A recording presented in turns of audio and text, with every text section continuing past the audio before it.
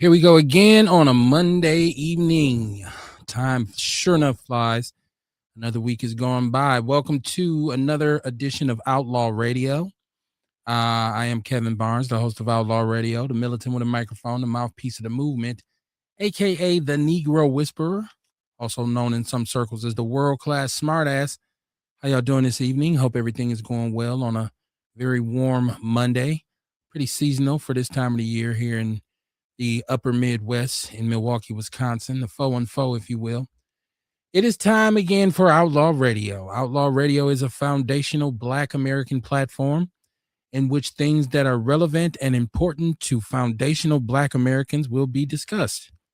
If you are a foundational Black American, whether or not you approve of that or not, because being a foundational Black American is about lineage, not much is about being a part of some club or group or fad or trend or website. It is a lineage thing. So if you believe in the delineation movement, shout out to you. This show is for you. The things that we talk about on here usually are relevant to our struggle and our existence in this country. So Mondays, Wednesdays is when we normally are on. I always ask that people share the show. And if you can, hit the Cash App, donate to the show. I'll put the Cash App up as we go through the show. It's not a con, it's just that the cost of everything is up nowadays. And so is the cost of doing this show. So if you like to see things improve, hey, Kev, you should get a better camera, you should get a better phone, you should get a better whatever. Hit the Cash App. I'm guaranteed to apply it. How y'all doing, man? We have a phone number attached to the show. It's 262-202-5131. That's 262-202-5131. You can join us in the conversation. Also have a chat room that's always active. Shout out to all my Outlaw family that is always in the chat room. If you've listened to this show before, you know we go very hard in the chat room. So either way it goes, you can contribute to the show, get into the conversation. I ask that you either support my my YouTube page, which is the People's Network with a Z, or you can support the Outlaw Radio page on Facebook, or you can go on to my personal page, Kevin Barnes, and support the show that way.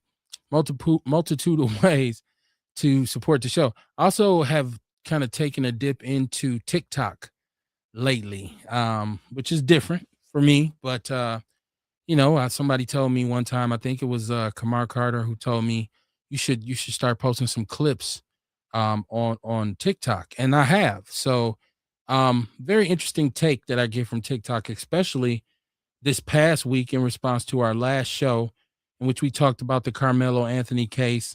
And I made a comparison to Kyle Rittenhouse. Now, some people say, well, it's a totally different case. You can't make that comparison. But my point in comparing the two was a young man who said he felt threatened.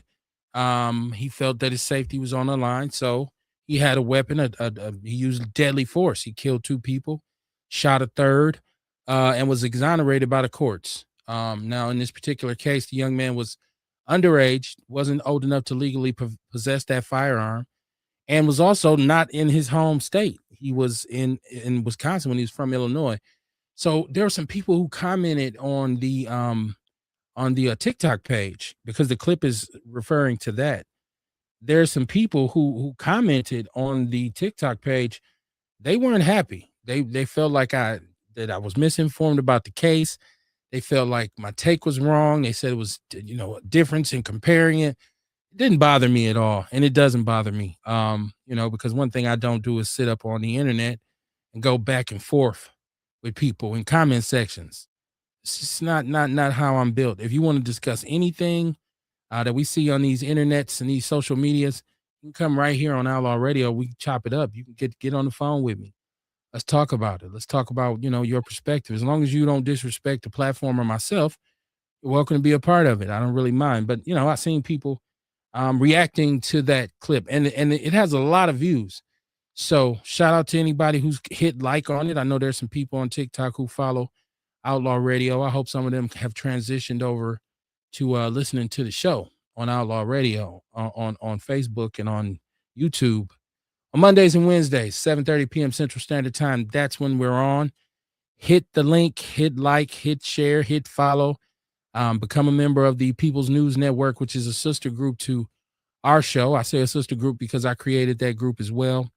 And it's grown a lot. And there's a lot of stuff in there. If you are a person of color, there's so much information in the People's News Network. I'm telling you, it's so much. So, I just think, it's something that people will find interesting. I know there's always people commenting on stories in the People's News Network. Most of what you hear me talk about here on this show will be on the People's News Network as well. So that's our Facebook extension for the show. But man, a lot going down in America as usual. Shout out to ENC Jordan. I think he says he's tied up at work. He's an entrepreneur, so he has to do his thing, man. When he's caught up, he's caught up. So I don't know if he's going to be joining us tonight, but I'm sure if Ian can get on, he will. But a lot going on this weekend, man. A lot has happened, as usual, from this crazy ass. I don't even know why we have UFC fights at the White House, and then this. Let's see, this is crazy because this whole thing with Michelle Obama is not new, right? And I've heard many people, including black people, say, for whatever reason, that Michelle Obama is actually a guy. I don't know where this comes from. I have no reason to ever believe that she's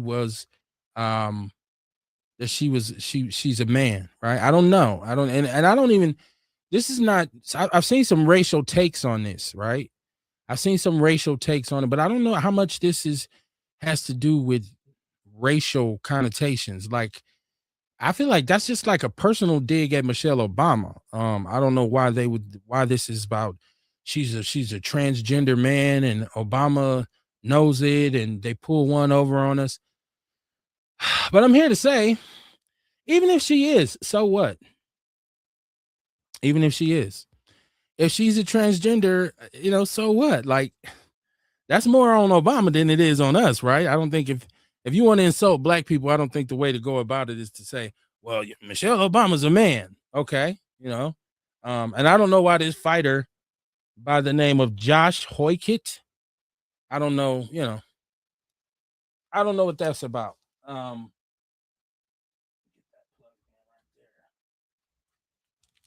But I know that Dana White, who owns the UFC, is a Trump supporter. Trump is his man's.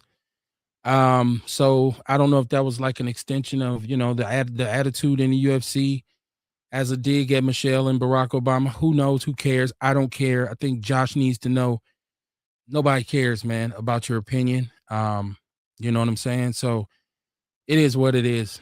If she's a man and Barack knows it and he likes it, hey, that's on him. That's not on me, right? But it's crazy that we have the level of disrespect for people of color in this country.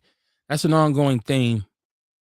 Some of the stuff we're going to talk about tonight is an example of just things that are going on around the country in which it's a backhanded smack to the foundational Black American population.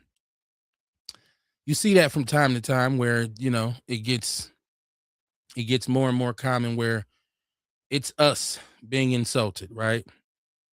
For whatever reason, people choose sometimes to go at us. So it's just part of being black in this country. Carrie Walker Jones, how you doing? She's in the chat room. She said you can pass them to me. I'm a professional troll. You know what? If you go to the TikTok page, you'll see. And there's somebody even commented. Somebody put a monkey, like a picture of a monkey. I guess that's to say I was a monkey. I don't know. This shit is just comical. Like, do you really think you can hurt my feelings by insulting me on a TikTok page?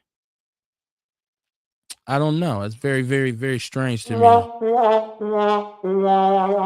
And of course, my expectation is that anytime any one of us step up and speak against something that's going on in America in regards to how we are being treated, there will be people who get upset. There will be people who call us monkeys. There will be people who try and persecute us and that kind of thing.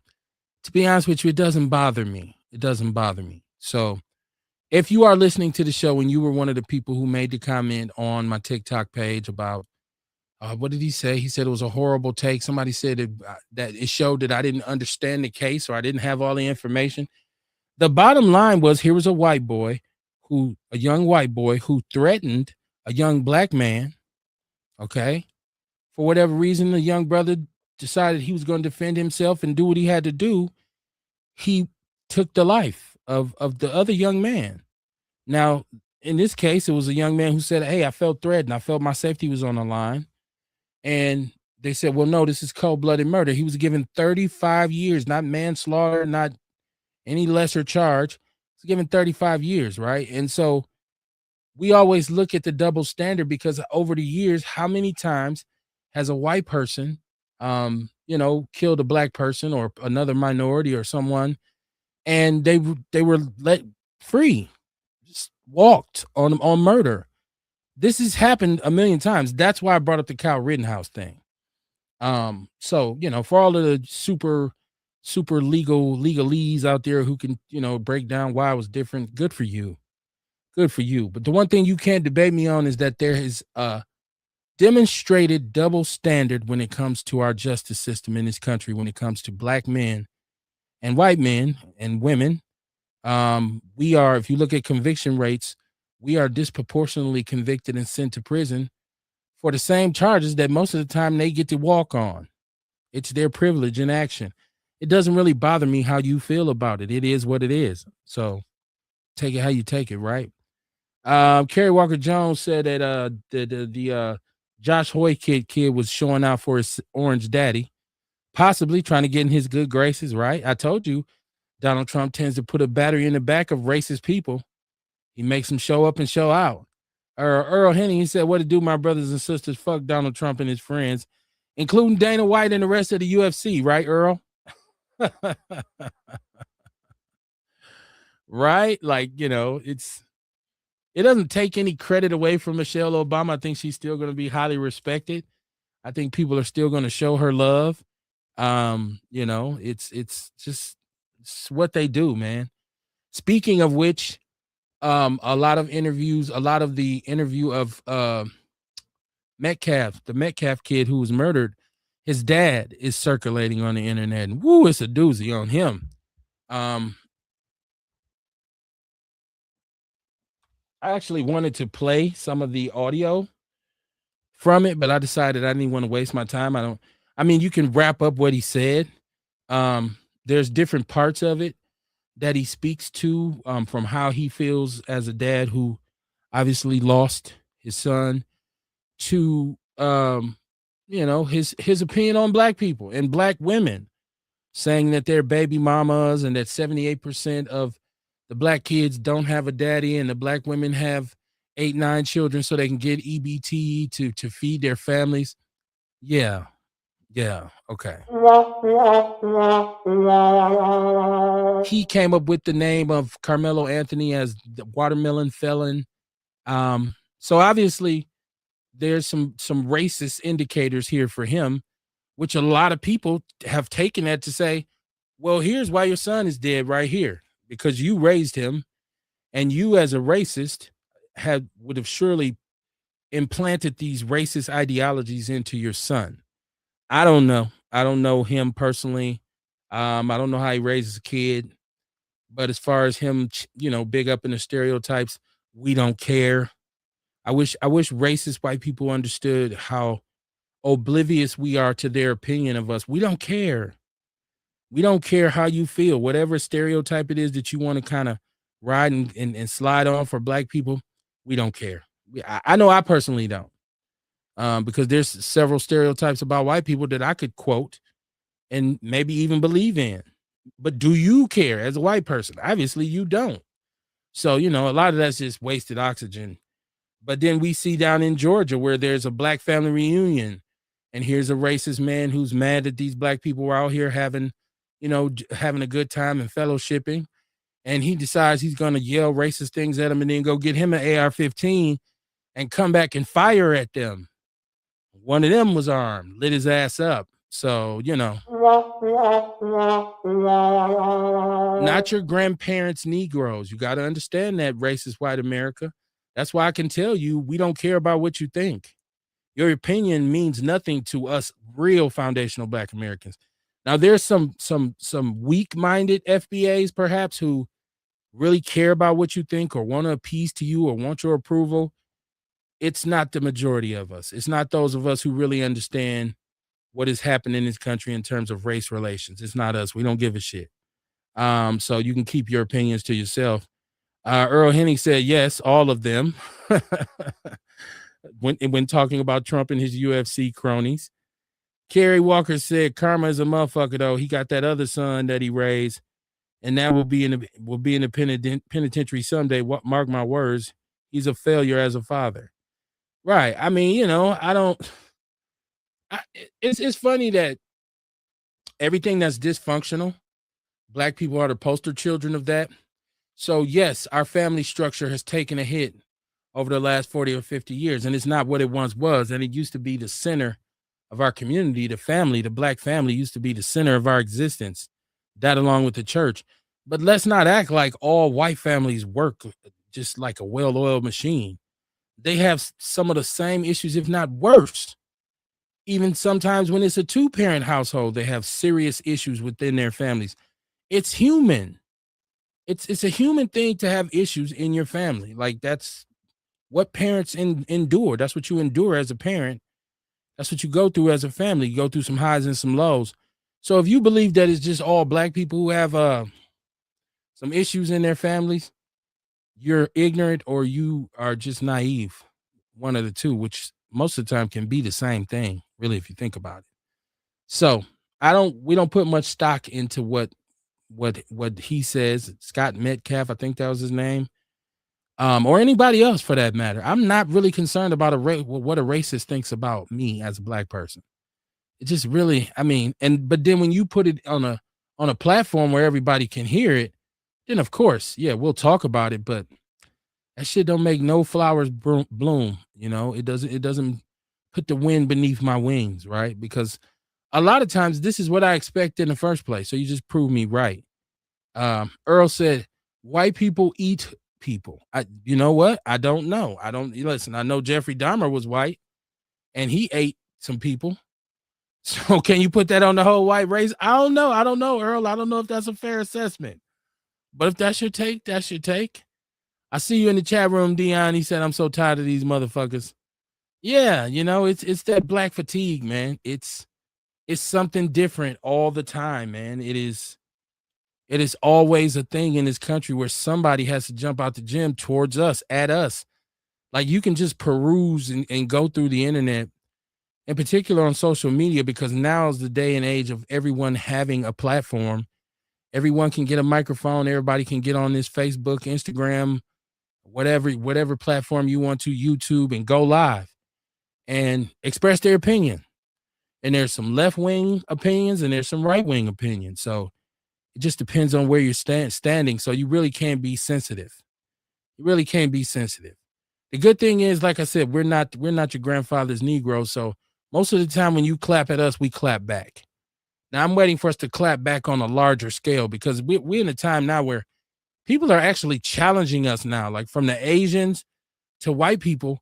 They're challenging us. Like, what are you going to do? So what? We'll do whatever we want to do to you all. What are you going to do? I think it is time for us to do something, not in the form of a armed rebellion or any kind of destruction of property, but economically, it's time to really show people we can shut you down. And I think, or we can get you out of whatever office you're sitting in, occupying space and being useless. It is time for us to do something in that regard. I totally agree with that. How you doing, Sonia Thrower? She said, hi, everyone. Hello. How you doing this evening, my sister? The Dion said, motherfucker shot up a family function and got a $5,000 bail. Yeah, that's what I was just referring to earlier. Now, he was shot, though, right? He was shot. I thought he was shot by one of the attendees at this event. Kerry Walker said, if you do a background check on every racist on here talking shit, they have records. Yeah, or if you look into their family or their background, they have some sort of issue, right? Like, I mean, people have issues. That's what I'm saying. It's foul that everything that is bad in this country, we are the poster children for poverty, dysfunction, inept communities, underserved communities, horrible neighborhoods. People think we're filthy animals, that we don't, we enjoy dysfunction and, we savage. It's funny that we could be labeled savage or savages. It's very funny that black people could be labeled savages when you look at all of the things that have been done to us, sometimes for something as simple as saying, hey, I want to vote, right? People have been burned out of their homes and hanged, and false accusations have been made, and whole towns have been destroyed. All these things have been done to us. How often do you get where a group of black people overran a group of white people, murdered them, hanged them, burned down their homes, and nobody went to jail? If that ever happened, you guarantee the courts would be tied up for the next, I don't know, however long, until every individual that could possibly be caught is caught and brought to justice. So I don't know. It's funny that they would say we are the savages. To me, it looks like everybody else is savage except us. I would, especially white people. I don't know. It's very difficult for me to listen to white people call someone savages. Like, I'm sorry. Are you aware of who and what you have been in terms of this world that we live in? You should, when we look up savage, it should be a picture of a white dude standing there, right? Like, I mean, come on. Like, you all, if savagery amongst humans is a thing, I think you all probably are the gatekeepers for it. Earl Henry said hillbilly, and we know it. Dion says judge gets fired in Alabama for racial remarks. Probation supervisor in Texas get fired too for speaking on Carmelo Anthony case. She sure did in Texas. The parole supervisor, and she was like, she was on motherfucking Outlaw radio or something. She went in. The parole supervisor in Texas went in. She knew she was getting fired. She could not be surprised. Like, she basically said, fuck him and his family. And she echoed the sentiment that Shabaka St. Cyr had on here last week, but hers was obviously on the internet, posted on the internet. But yeah, she was fired. Ewok said white trash ass people are on earth. In the way, the truth is they didn't come from Europe looking for a better life. They bum asses were kicked out and put on those boats. Okay. Kerry Walker Jones said the Chinese bitch that was talking shit about us not being raised right got bust out by a Chinese man. She got Grand Theft Auto and was stealing tenants' money. Yeah, it doesn't surprise me.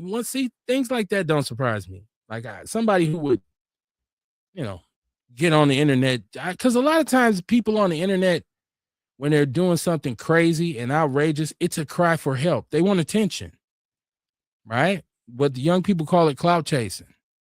That's what they want. They want, look at me, listen at me. I want some attention. I want some temporary fame. I really have no redeemable talent, but hey, look at me, watch me. It's like a little child when they want you to watch them and they say, look, and you look at them and they do something silly and you like, okay, that's what you call me for?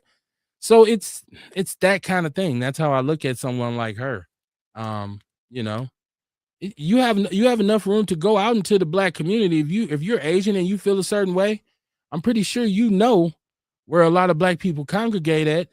Feel free to step to them and get it on. Say what you want to say to them. Express yourself. See what happens to you. You might get your ass whooped. And you might not. I mean, it just depends on where you go. But, I don't care. I'm not moved by it, But hit the line is 262-202-5131. There was some celebrity support. There's been celebrity support for Carmelo Anthony. I know that Boosie said he was going to give $500,000 for a legal defense. And initially, Charleston White said he was going to as well, but then he backtracked because he said that Carmelo Anthony's dad is weak. I have not been able to find anything with him speaking. I would love to hear it. He said that he just wanted some money to pay some bills and Well, I mean, he can't get his son out. So if you're gonna give him $500,000, I think it's a viable question to say, hey, can I spend some of this on some other shit? I don't know what's wrong with that. Like people would have to just be mad at me. Like if we could get this law, if we can get a appeal done for $100,000 and I got $700,000, then that means I got 600 left. Yo, first of all, I'm put some money on my son's books. I want to make sure he's good where he's at. And secondly, hell, I mean, I just lost my son for 35 years. Yeah, I'm gonna do something for myself. My wife and I'll take a holiday somewhere and just kick back on the beach. So I don't know, and I don't put much stock into nothing Charleston White says, anyways. I was actually surprised that he was defending Carmelo Anthony or that he was speaking out for him because he's rarely on our side. When I say I mean black people. Charleston White is normally not on our side. If you followed him and listened at him talk about, because he was like so enamored by Chad the Builder, saying that Chad the Builder was right and he was a good white dude and all this kind of stuff. So I was surprised when he spoke out in favor of Carmelo Anthony, and I was not surprised when he decided that he was no longer going to support him. Sonia Thor said, "I dare them." Yeah, I mean, a lot of them are the safety of the internet. The internet has made it, what the great Pimp C said a long time ago. People talk a lot of shit from a safe place, right? That's what the internet has done. Mousepad mobsters and keyboard killers. The internet has created these avatars where you can go online into a virtual space and you could be whoever you want to be. I see people all the time who I happen to know in real life putting up this kind of persona on the internet. Either you can see through it on the internet that it's fake, or you know that person well enough personally to say, that's not even you. That's some bullshit. So it just depends, man. I guess that's what it's for. That's what the virtual world is for you to have a space where you can escape your reality and be or act like somebody else for a certain amount of time. If your life is really boring, then that's what it gives you the ability to do. Kerry Walker Jones said Charleston White and Candace Owens are trying to get the black cards back. Yeah, whatever. Earl Henny said ass kissing Charleston White. Listen, once again, as far as getting a black card back, some of the things I've heard Charleston White say, and I understand his kind of perspective in that it's a character that he plays when he's on the internet, because in real life he does community work and he works with young people. Some of this shit you get no pass for. Some of the things I've heard him say are just, in my eyes, not redeemable. Like you can't, there's no coming back from it. And if playing a character is so important to you, then that means you're doing that for some money or for some status, which means you're in essence selling us out as a people. So you are a sellout, which to me is horrible and not the type of individual that I ever want to even pay attention to or hear from. So, I mean, he's welcome. It's his money. If he wants to take his money back, if he no longer wants to support that family, that's fine. But when you start calling another man weak and saying, oh, he's not a good dad, and saying Metcalf is a better dad than him and all this kind of stuff, it's like, I feel like you're just adding on. You're just adding some, they say you're putting too much dip on your chip. Sometimes it's okay to just walk away. Like, you don't have to leave mad, just leave. It's one of those things, right? Kerry Walker Jones said, what's with these white men verbally attacking black women? Do they want to be us? You can't even really believe nothing you see on the internet anyways, because a lot of it's clickbait, bots, AI, all this kind of stuff. I think that they a lot of times try to strike at us and try to stroke our emotions, because we can be very reactive and they want us to act out in some way so they can come down on us in our communities. I believe that to be true. So that's why I say everything you see on the internet, you can't believe it. But yeah, so I don't know, Kerry. I don't know what it is, because what gets let through in the algorithm. If someone's is supposed to be no hate speech and all this kind of shit, it seems like everything racist slips through those filters and always makes it to us. Now, I see people who come on my show and make comments in the chat room that get warnings from Facebook. Mama Jenkins has been warned and received all kinds of notifications about things she said in the chat room on here. But you got people who can get on the internet and all of a sudden this new viral video of some white person or some Asian person or some Latino person is taking a dump on the black community. It's funny how these things always seem to get through. Erica Hunt, how you doing? She said, "What up, Outlaws?" Sonia says, that was a setup because as soon as them white people seen him, he was guilty already before he sat down somewhat. I went through the same thing with my son and they tried to get my baby life. I don't think so. And we appealed it. So he'll be out soon. But Charleston White says she want to be, what they say, but she wants to be hurt and want to be seen in his hawk eyes. Okay. His hawk eyes? What we saying here?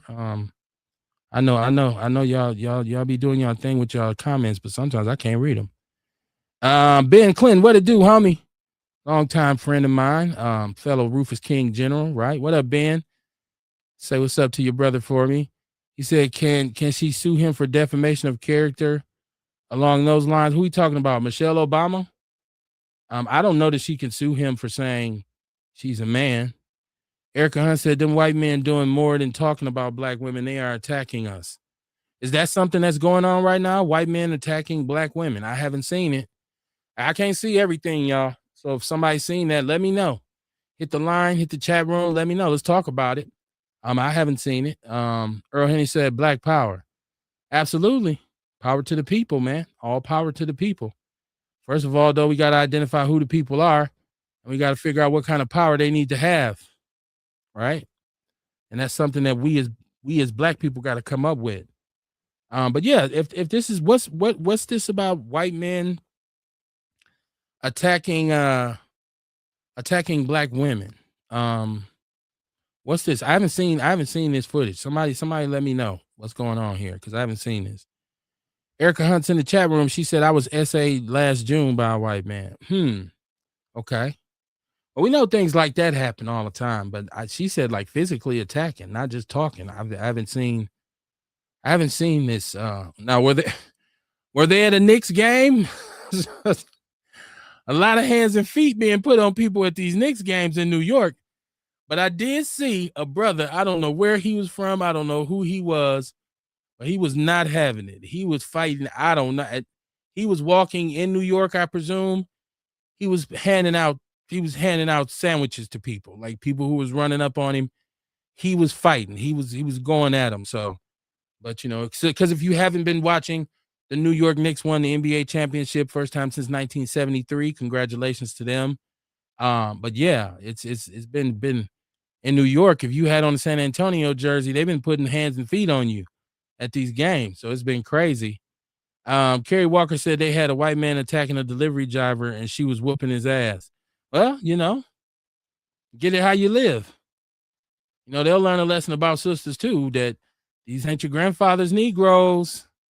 Black women now, you run up on one of them, you get your ass beat. You don't know what say. You don't know who you fucking with. So you fuck around and find out. I haven't seen that though, Carrie. I haven't seen it. Sonia Thor said where. She wants to know where that was at. Yeah, see, I mean, I'm on people always say, well, you say you be in the podverse, but you don't be on. Like, I didn't say I watch every single thing on the internet. I say and when I say podverse, I mean I'm on social media. I spend some time, obviously, on Facebook. I spend time on Instagram. I spend time on YouTube. I spend more time on YouTube than any other platform because I do enjoy a lot of the videos, especially the music stuff that's on there. And I like to hear behind the scenes things that you didn't know about, you know, sometimes how a song or a movie was made or how someone, you know, who's a historical figure, what they dealt with and how they dealt with it. So I'm on YouTube a lot because YouTube is very informative. But yeah, so the Carmelo blowback is real. Your opinion of it, how you feel. I see a lot of people being ostracized because, and see, I've seen a lot of black people who felt it very important to state and let people know that they were on the side of the Metcalfs, which is fine. I've seen a lot of black people say, I ain't like you, the rest of you niggas. I'm gonna tell the truth about this shit. I think he should go to jail. I think he should go to prison. That's fine. That's fine. You are entitled to your own opinion. I'd like to hear your reasoning behind that. I said myself that the young man made a decision and it was a bad decision. And as evident by the 35 years they sentenced him to, it was a bad decision. He's going to spend time in the penitentiary, which is never something that I would want any black man to have to do unless obviously he's a rapist or a child molester. But yeah, it was a bad decision. Now, once again, I didn't think it was a question of whether or not this was murder. Obviously, it was murder, but was it justified? Was self-defense, extreme self-defense, was this something that he needed to resort to? It doesn't really matter how I feel in the first place. It is what it is. This is how he felt. He made a decision to do this. But it was in my questioning. When I looked at it, I said, okay, this obviously was murder. He stabbed somebody in the chest. But the reason is always like, it ain't what you do, it's how you do it. So why did he do it? He felt like he was threatened. And from what we've seen now from his dad, who seems like your everyday Texas racist, your everyday United States racist, it's not hard to believe that his kid was Brody, that he felt like because Carmelo was a young brother who was seemingly outnumbered and out of place, if you will, that he could exercise his will on him. And he learned the hard way that you cannot do that. Leave people alone. This is Erica. She said, come on, Kev, when has the media highlighted white men attacking on black women? That type of crime don't hit mainstream media. That's understandable, but I can't speak on something I haven't seen. Like, is that wrong? Would that be something I'd be, upset about? Absolutely. I would certainly, and if I seen it, I'd be talking about it on the show, Erica. I'm saying I haven't seen it, and I'm not one of those people who stays on mainstream media. I understand that mainstream media fails a lot of times because it's corporately controlled. It fails to inform as thoroughly as it should. One of the reasons why I do what I do is because I understand, especially when it comes to us, that information is never accurate and it's never showing us in the proper light. So, yeah, I'm not saying it's not happening. I'm saying if you have information about something or an incident, let me know. Share it with me. Tonight would be the night. Hit the line, hit the chat room, do what you do. Send me some footage or something. Let's talk about it. That's the whole point of it. So I'm not doubting it. I'm just saying I haven't seen an unusual occurrence of this. I mean, as far as I'm concerned, some of us, whether black men or black women, are always under attack somewhere. There's always something going on. Somebody coming after us, coming at us for some bullshit. So I have no reason to doubt that it's happening to black women. I've seen people talking about it, but I haven't seen those instances myself. Sonia Thrower, you are correct. Keep your hands to yourself. And another one, leave people alone. Leave people alone. And this is for white people especially. You don't have to always be the regulator. You got to make a citizen's arrest. You got to go say something to somebody. You got to be the Karen. That get a lot of people touched upside their head. Mind your business. Mind your business. That's a mantra, especially here in Milwaukee, that black people live by. Mind your business. You don't have to be the hero all the time. Sometimes it's cool to just say, well, that shit ain't got nothing to do with me, and keep it pushing. Because sometimes you get yourself in some shit you can't get out of, right? This is one of these situations. Let's see what my partner Ben is saying. He's saying bullying ain't cool. Who did Arnold bring a knife for? Who did Arnold bring a knife for? We talking about? Who we talking about? Arnold. Who's Arnold, Ben? What are we talking about? Is this something I should be up on and I'm not knowing who's Arnold? But yeah, I mean, I was happy to see that, because I have a clip generator. I hadn't put anything on TikTok in a long time.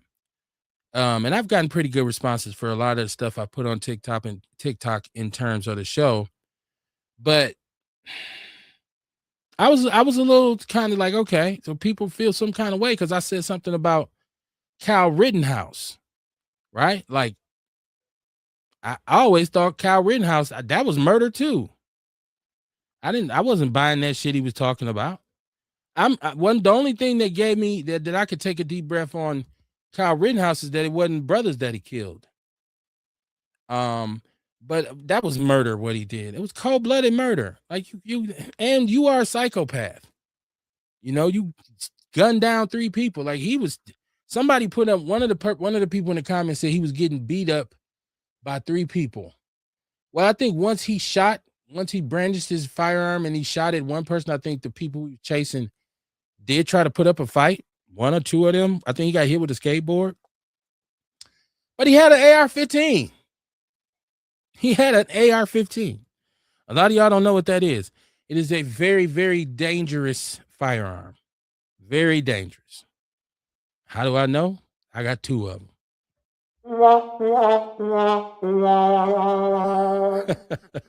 Hey, they got him. They got him. Why can't I have one? They got him. They have more than 2. So yeah, I got a couple of them. They're very dangerous firearms. Very accurate from a long way away, and up close can be super, super deadly. If you get one, and there's ways that you can make a semi-automatic function as an automatic. If you got a magazine with 50, 60, 70, people have 100-round drums on them. I mean, they can do a lot of damage. It's a very dangerous weapon. It's for death. It's a military grade semi-automatic or automatic assault rifle. That's why I call them assault rifles. It's not a hunting gun, unless you hunt people. Ben Clinton said, "Oh, Arnold on different strokes." Did he take a knife to school for the gooch? I don't know. I can't remember that episode, Ben. Did he? Because Ewok says it was the gooch. Erica Hunt said he was being attacked by 2 young white boys twice his size who were known for bullying besides standing under a tent for shelter from the rain. Said don't deserve to be beaten by them. You're talking about Carmelo. No, I've never said he deserved to be bullied at all. I'm saying it was murder. Somebody messed with him, he killed him. But our court system is supposed to be where you go and figure out the particulars of the case and say, why was he pushed to this extreme? Obviously, he wasn't walking around every day stabbing people. I guess he didn't have a violent background. So this day, he must have felt some particular pressure.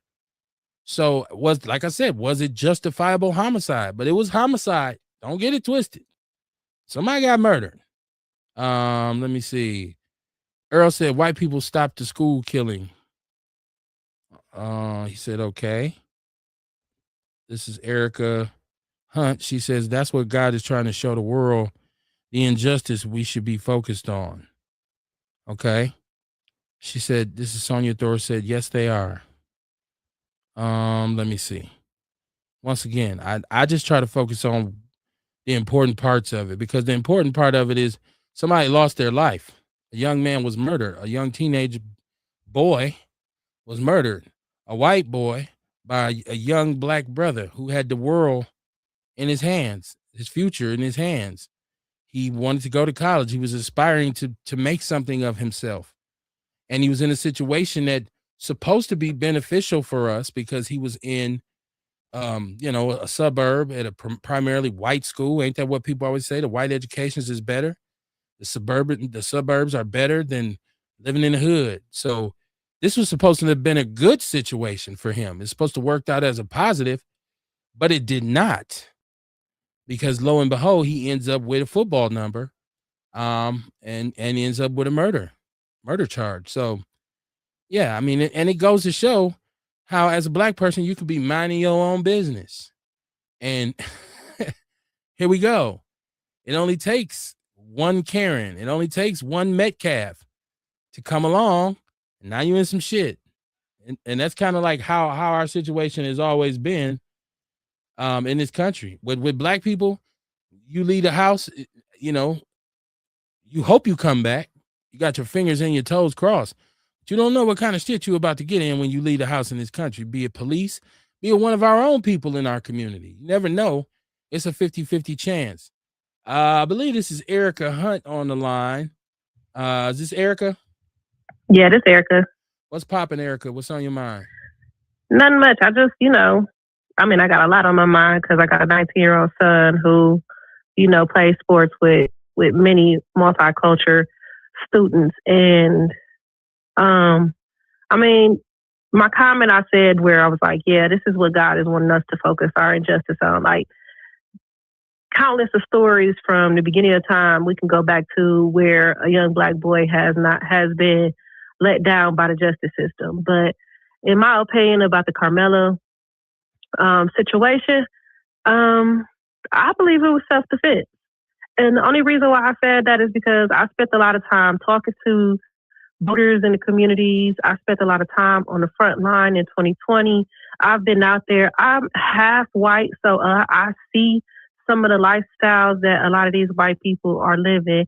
And then the father went live and ranted on with his racist comments. Like, and then in 2024, I made a statement and I said, like, if we don't vote because she's a Black woman, or if we don't vote because we want the first Black woman in office, we need to vote to protect ourselves. Donald Trump has put a battery in racist people back. They are bold. I meant to share this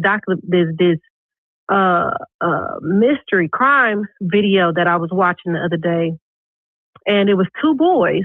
They were brothers, and they have been online saying comments, and we're in these private Facebook groups and social media groups. And when what's his name, Charlie Kirk, when he passed away, there was an outburst of all of these angry white men, because they are older than 18, so they technically adults. So all these angry white men, and these two brothers were very, very vocal about what they should do to Black women and what they should do to the to the LGBT community, and how they hate the Black men. And their comments in these private groups were, yeah, I got this weapon and I have this weapon and we should really just go. Like this is the conversation a lot of these white men are having. They are very bold. And one of them was apologetic to the FBI agents who showed up at their door to find out what they meant by these comments, because it got flagged because of the community guideline. People had to report these comments. There was a consistent pattern of these type of comments and posts made, but the other one wasn't. He kept standing behind the fact that this was freedom of speech and he should be able to say how he wants to kill women and how he wants to hurt the Black community. So like, this isn't an isolated situation. These white men are in their garage drinking beer and having these conversations like this every day.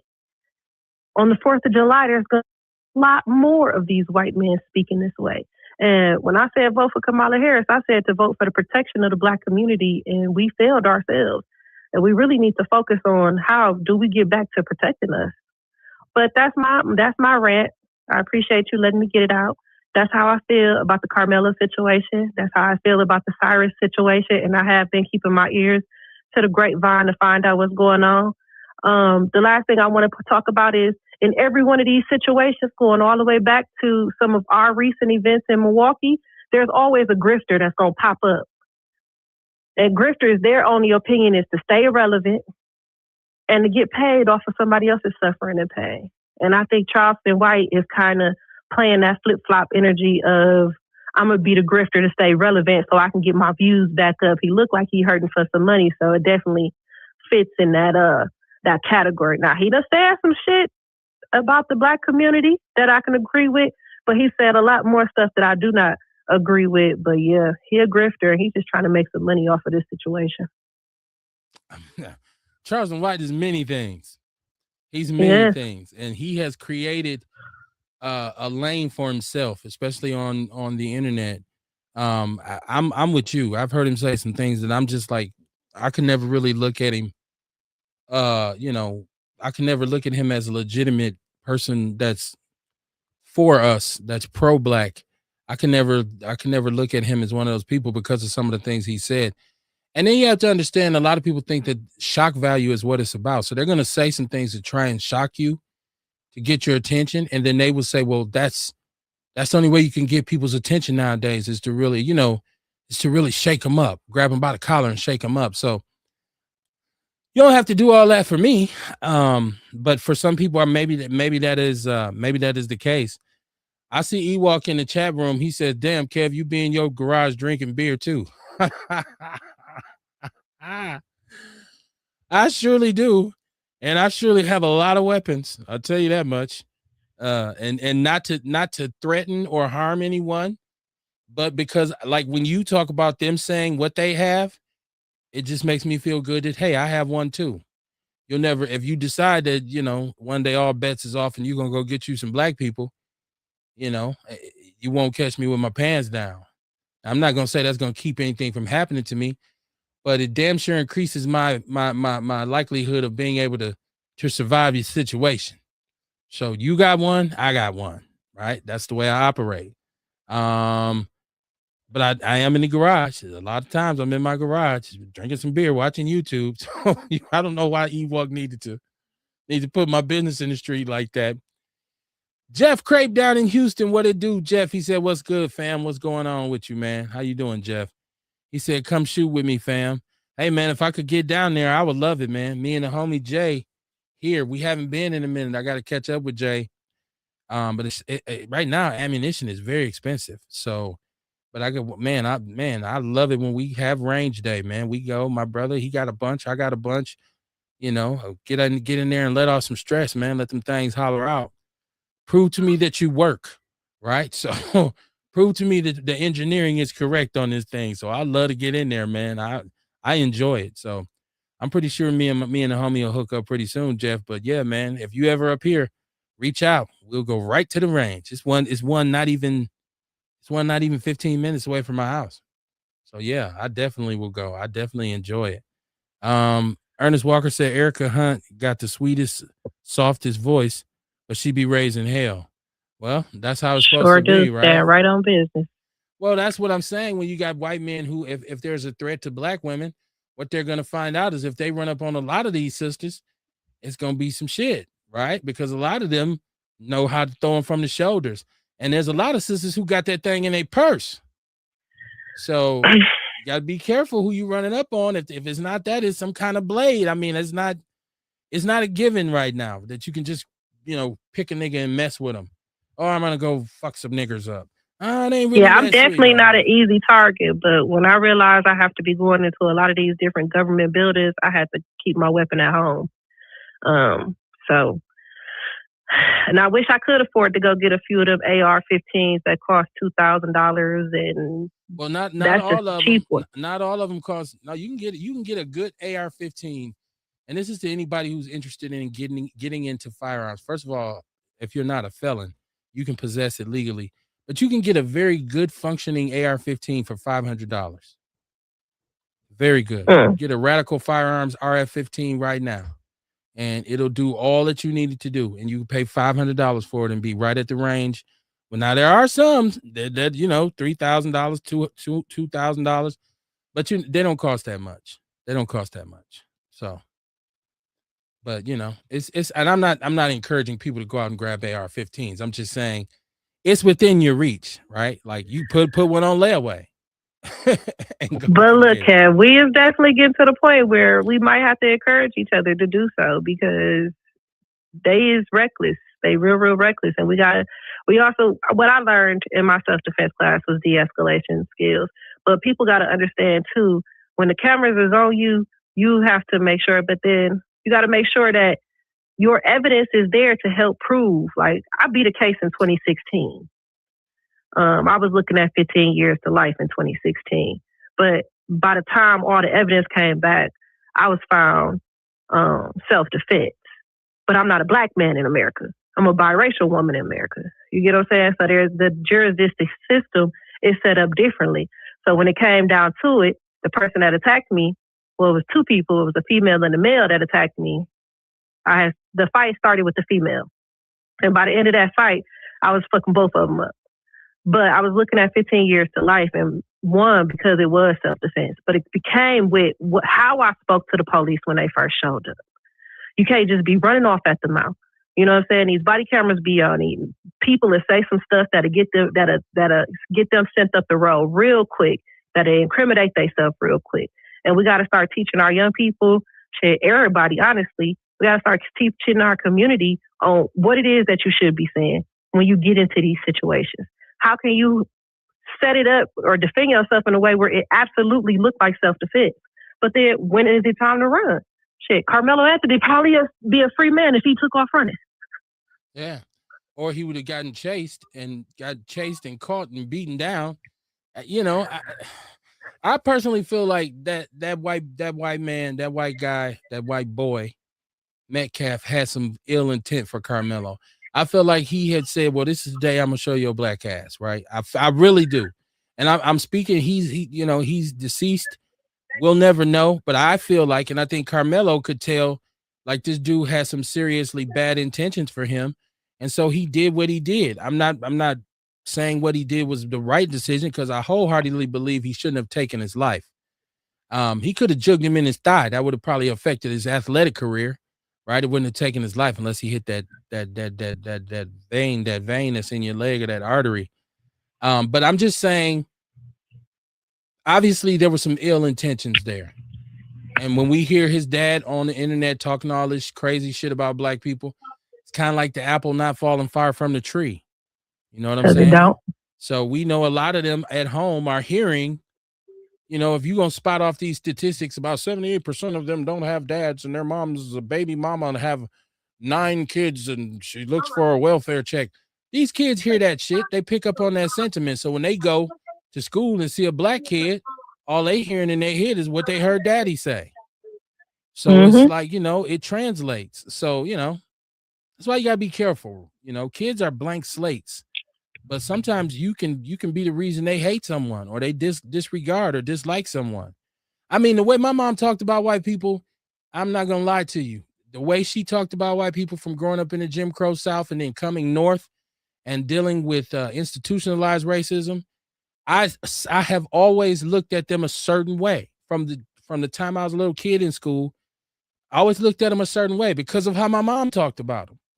And she did not have a whole bunch of affection for them. And she didn't speak very favorably of them because she had a lot of negative experiences with white people. I mean, like I said, you pick cotton in the Jim Crow South, and then you go north and you run into this institutionalized racism that's in Milwaukee in the 50s and the 60s. Yeah, so that's how I know how your parents, how you are, how you talk about white people at home. Your kids pick up on that and say, oh, okay. That's what it's about. So yeah, his attitude was definitely a part of how his son was moving. And he decided, well, you can't stand. We talking about a tent. I don't know if you ever been at a track and field meet. My son ran track. They had a tent. I never seen other kids come over to the tent. It was primarily a place where they congregated in between events. They had a table where somebody would maybe getting some treatment. But I definitely, I would be standing there not far from his tent. So, I definitely, if another kid from some other school came over and I seen my son getting Brody with him, I'd call him and say, man, what's wrong with you? That ain't what we do. That's no. So, that's why I say I think maybe his dad, and from hearing how his dad speaks about black people, I think him going to tell his black kid you can't be in here was par for the trade. Like that's what he thought he was supposed to do. So Dion, I'm gonna give you a chance to get your pooches in line, man. All right. As soon as you get on the Kev, though, but let me ask you this though, right? And you're a father who's been in the athletic world. NPS changed their rules a lot because of the over-obsessive parents who would turn up at these events. Right. So if you was to say, hey, look, y'all doing too much, it's just a tent, chill out, we finna walk away. Do you know how eager the dad would have been to step in and have something to say? Then what? Well, once again, I'm speaking like I'd be talking to my son. I'd be telling my son, hey, man, let's go. I wouldn't even say anything to this Metcalf kid. I would say to my son, let's go, man. If I seen him being in a situation where something could get ready to happen, I'm going to be getting him and saying, let's move around. I don't have to say anything to Metcalf. Now, if his dad did choose to, whatever, then yeah, we might have an issue there.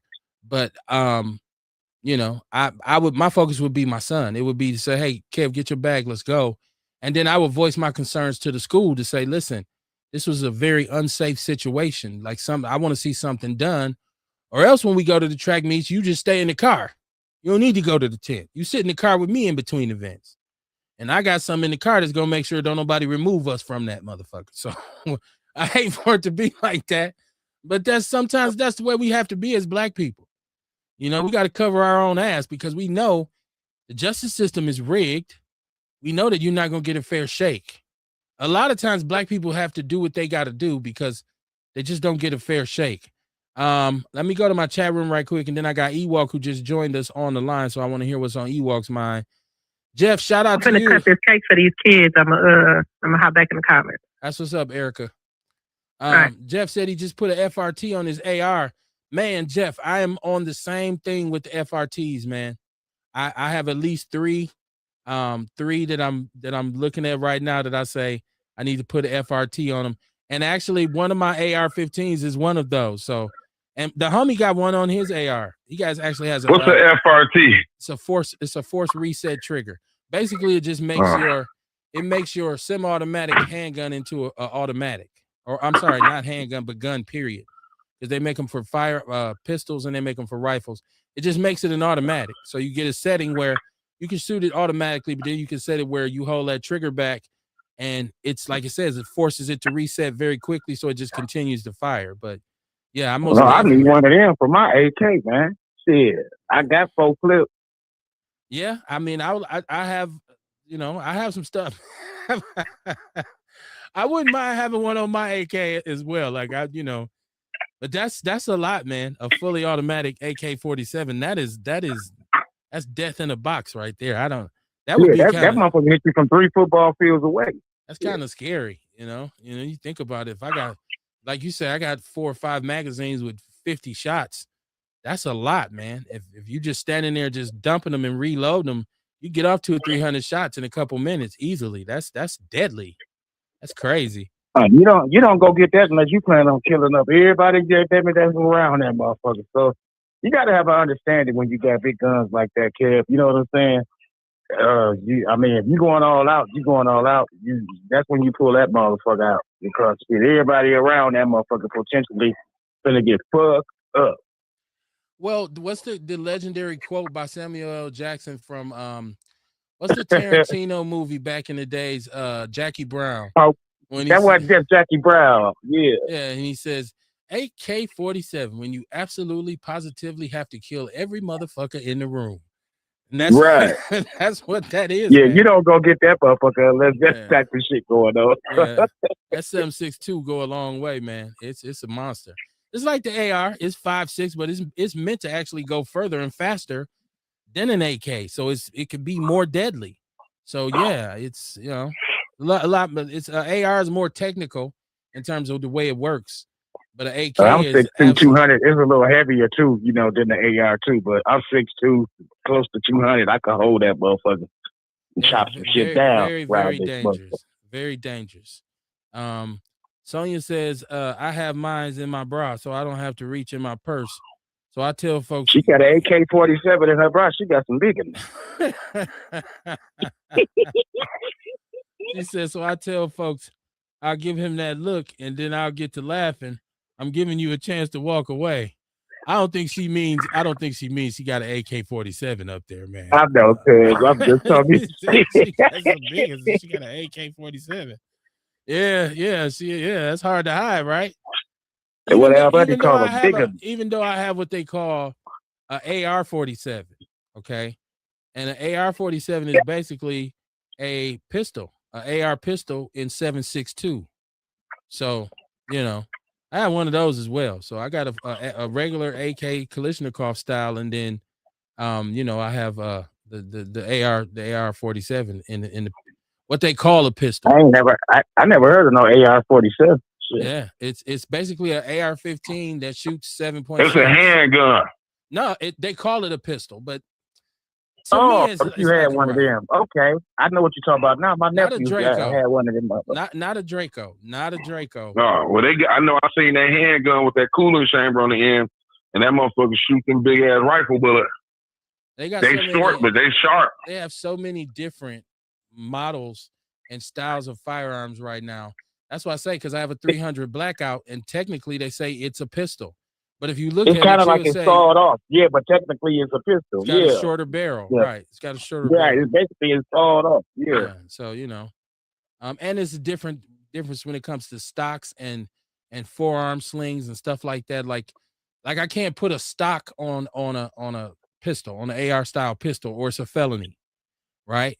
So you got to get what they call a brace.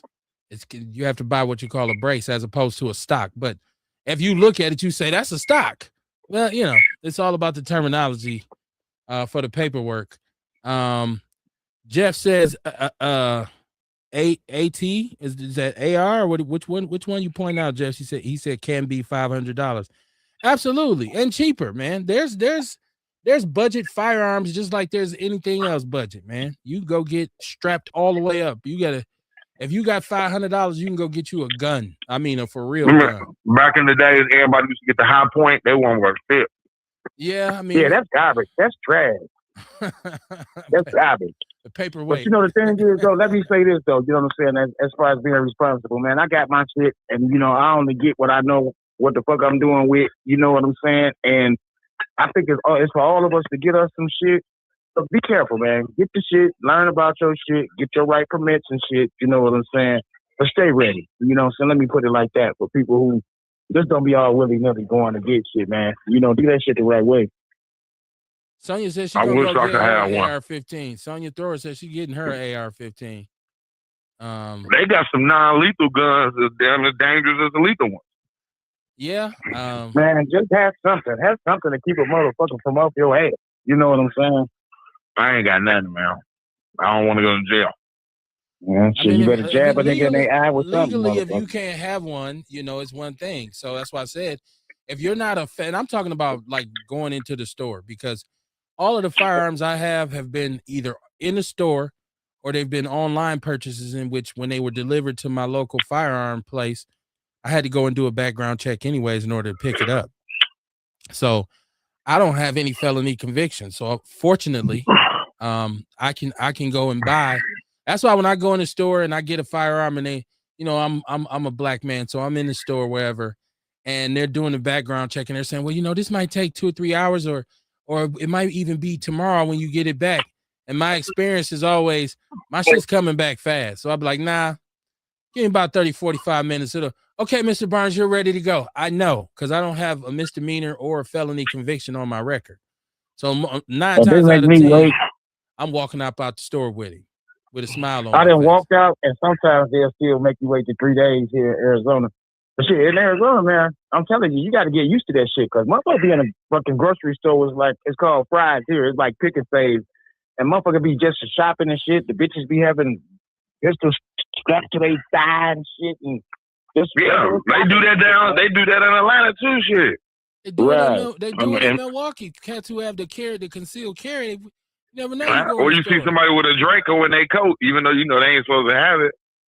Hey man, I've gone in stores and looked down on somebody's waist and said, "Damn, he got I don't even know what it is on his waist. Like, why are you walking around? Carry mean it shouldn't even be protruding though either, though, because the police they'll fuck with you and shit if they see a bulge and shit. Still, even if you do got a concealed carry, you know what I'm saying? The laws are funny like that. But yeah, concealed carry means it's supposed to be hidden.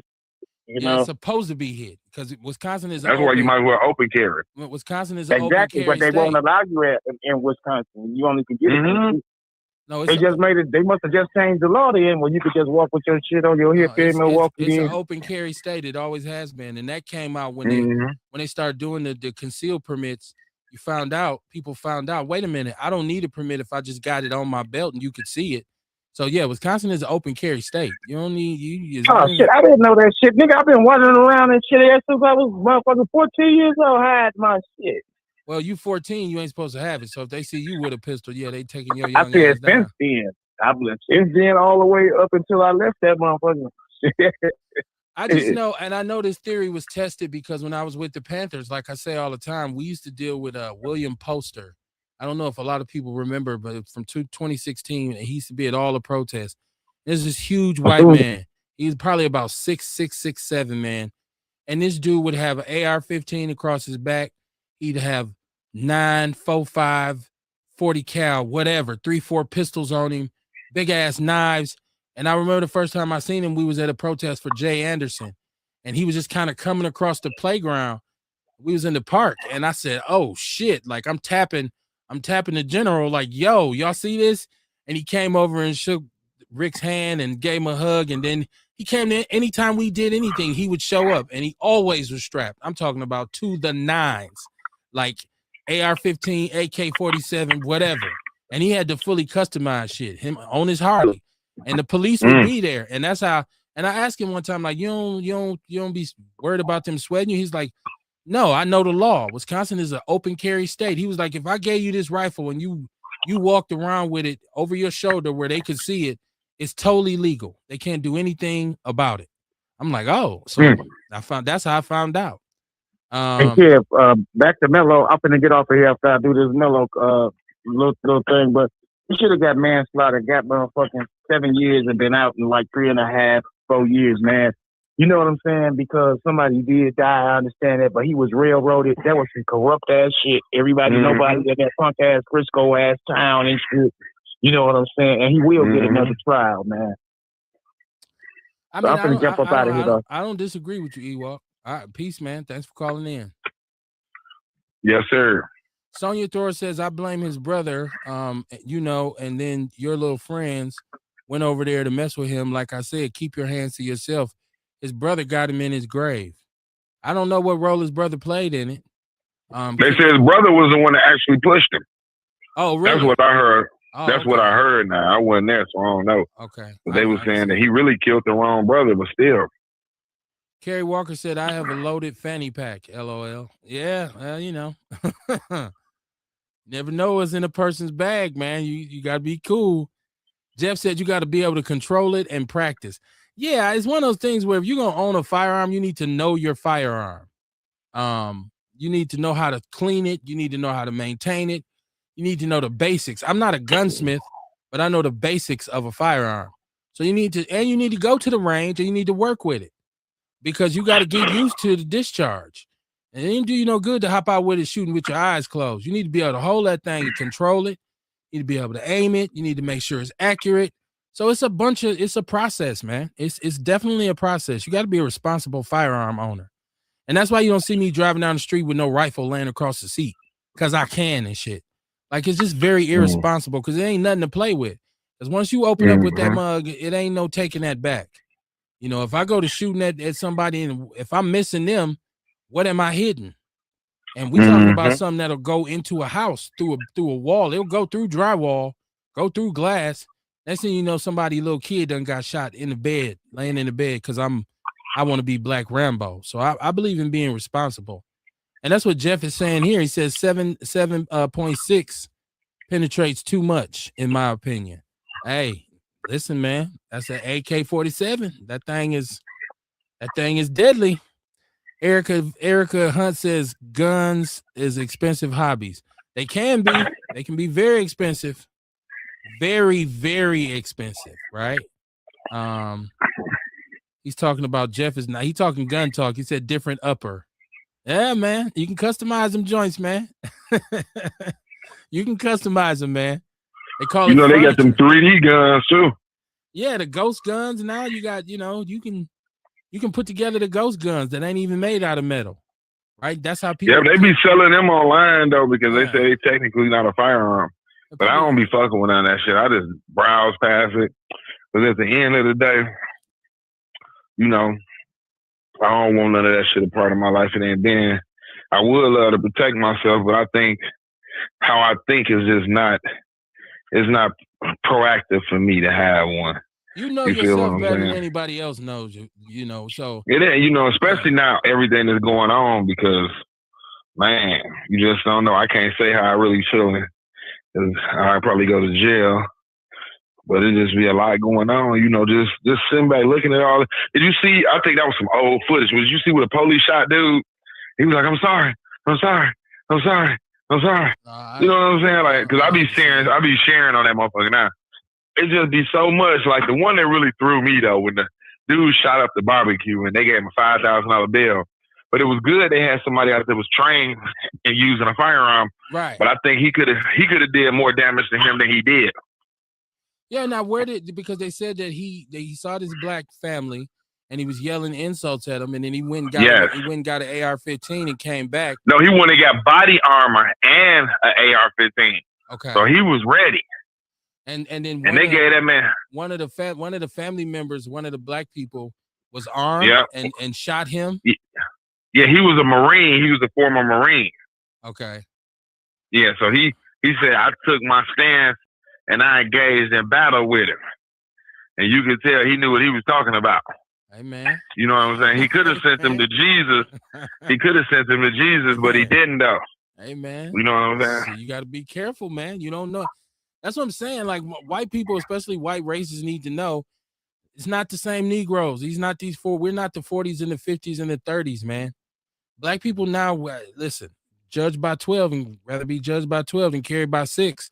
So a lot of black people will strap up like, yo, he got body armor and an AR-15. I'm about to take him down. It's a lot.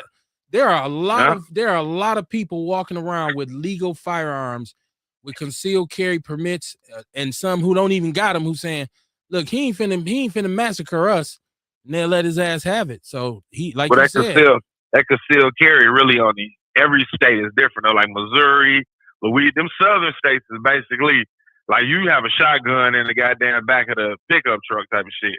You know what I'm saying? But just to see all this, you know, and like you've been saying, you know, like you've been saying that they have been emboldened. You know what I'm saying? They have been emboldened. But my whole thing is with me, and it just will never. I'll probably go 6 feet deep thinking about this. Why? Why are y'all continually fucking with us after 400 years? Like, it's, you know what I'm saying? Like, why? It be, you know, you feel what I'm saying? Just why? Just leave us alone. Like Joy Reid was saying, like, y'all got everything. Y'all got the racist ass president in office. Y'all, they ain't cut back on DEI.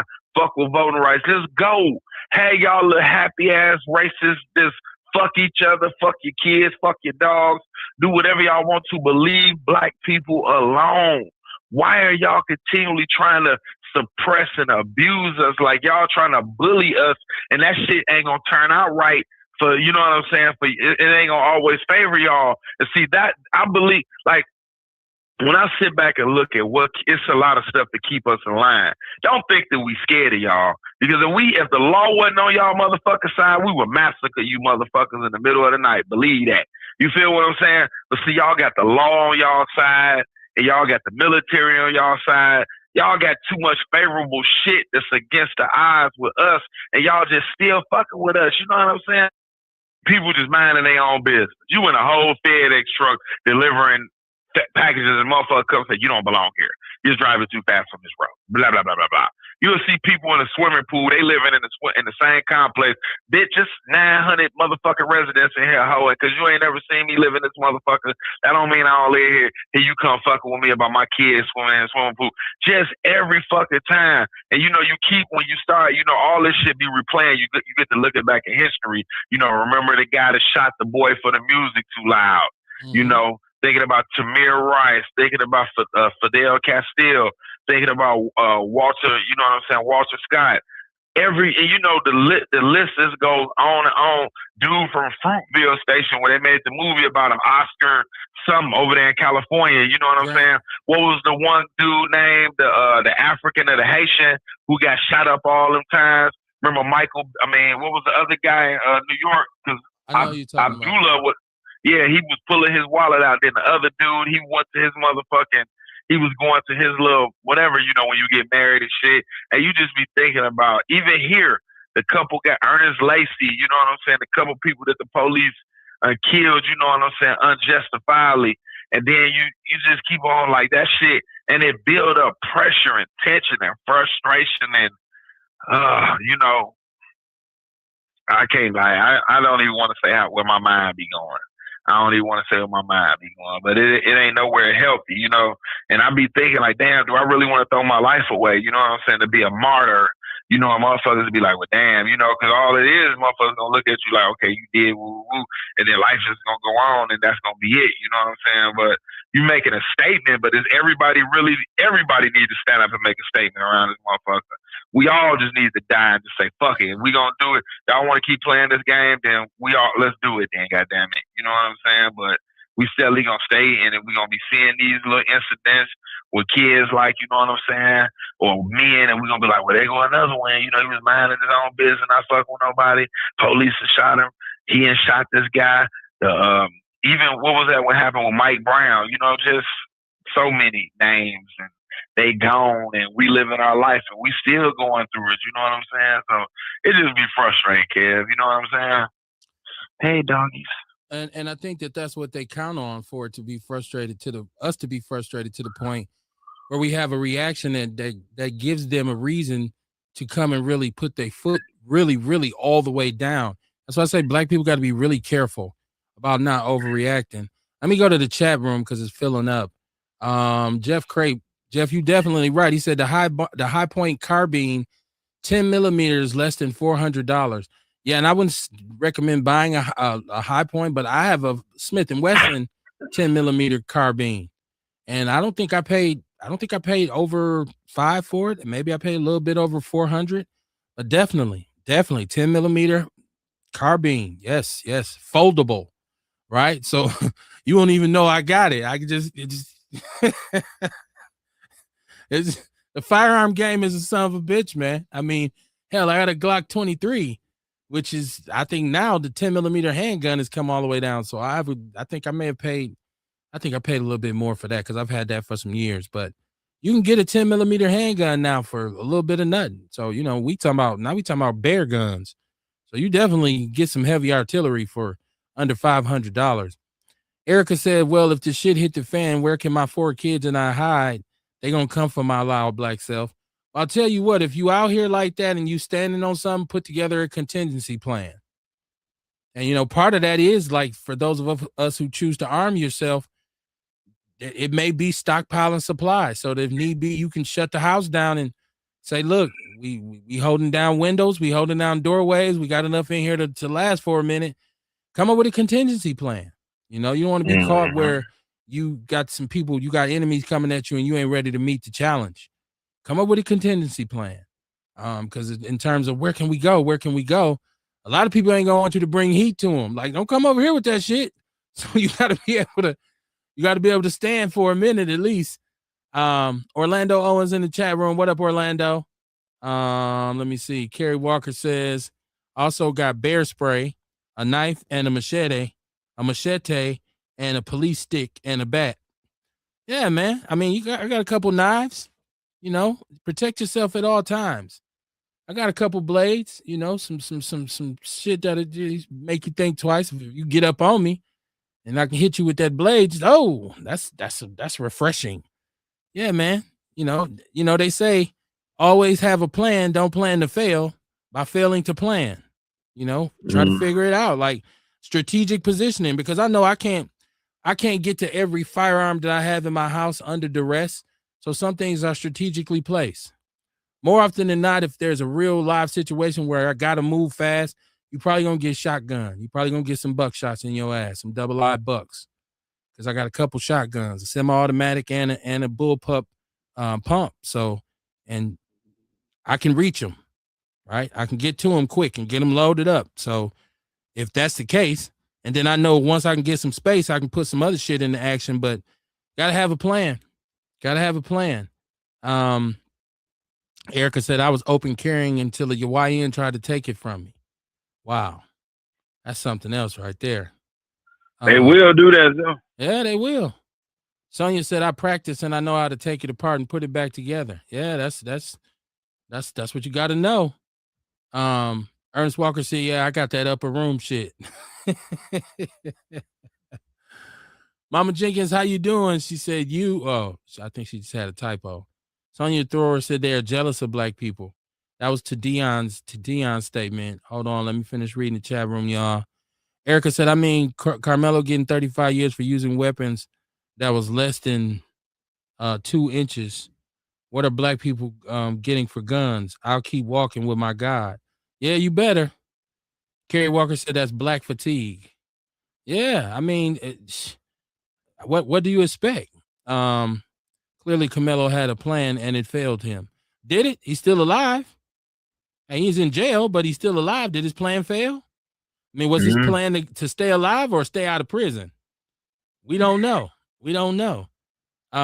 Jeff Crape said, Mossberg, what is this, Jeff? Mossberg 835, 3.5 Magnum shells, 10 shots extended mag. Jeff, you want some shit tonight? Jeff on one with the guns tonight down in Texas, man. Jeff, that's gun talk for real, man. Because I got the 10-shot magazines for my semi-automatic shotty. So he go, yeah. In Texas, you can have a firearm as a felon, but you can only have it in your household. Okay.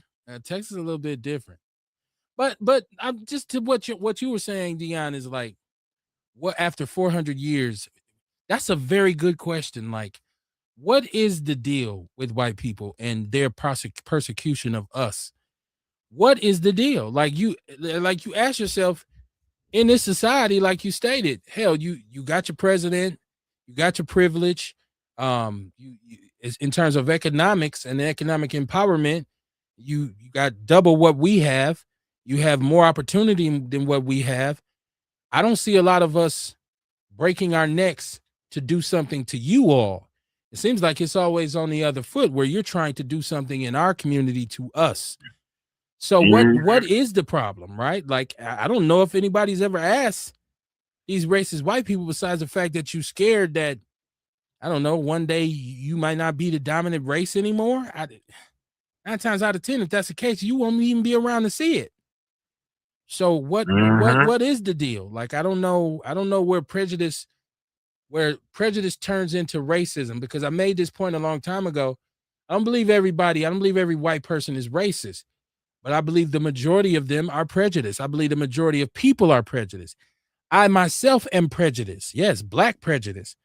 All that really means is I have a preference for my own people. I'd rather be around, socialize, spend money, whatever it is I'm always on black people's side, no matter what. Well, I'm anti. You already know that about me. I'm anti. So. You have stated that many times, which you have the right to be. I don't, Yeah, and I don't see the problem with it. They be killing me with that. So you're saying, yeah, I am. Yeah. I don't. It's not my perspective. That's your perspective, though. We two different people. Yeah, I know. So, I mean, and I could understand why any black person would feel the way they feel, because 9 out of 10 of us, and we think about this, y'all, 9 out of 10 of us have had a situation with a white person where it could be something as minor as just a little argument in the parking lot or something. We've all had situations with a white person where there was obviously some racism there. And so I don't know how many times growing up I've seen my mama had to check a white person. Like we're somewhere in the store, or we in the parking lot, and one time I'm riding with my wife. We're in Menominee Falls, and I don't know if the white man seen me in the car or not, or if he just thought she was by herself, but he was walking, and I guess she didn't slow down fast enough for him. Oh, he wanted to go in. I had to sit up and let him have it. I mean, I went in on him. He had his mud-ass dog with him. And once you insult their dog, it's going to hurt their feelings. So I had to get at the dog. I told him, man, with that raggedy-ass mutt. So, well, I've had situations like that. One time we were in a drive-thru in Wendy's, and the white man behind my wife was mad. I guess she didn't pull off, fast enough or whatever. Oh, he was going in. I had to sit up and let him know, hey, man, this ain't the day. He kind of pulled off once he seen that she wasn't solo, but that's what they'll do to us. That's why most of us, when we seen the Carmelo Anthony thing, said that's how that shit be. When you by yourself a lot of times and they got the upper hand on you, yeah, they'll try to come at you, man. They'll try to put you in. You're not supposed to be in here. And it's like, dude, I ain't bothering you. Go on about your business, man. So we know how this shit goes. That's why a lot of us were saying, hey, shit, he did what he was supposed to do.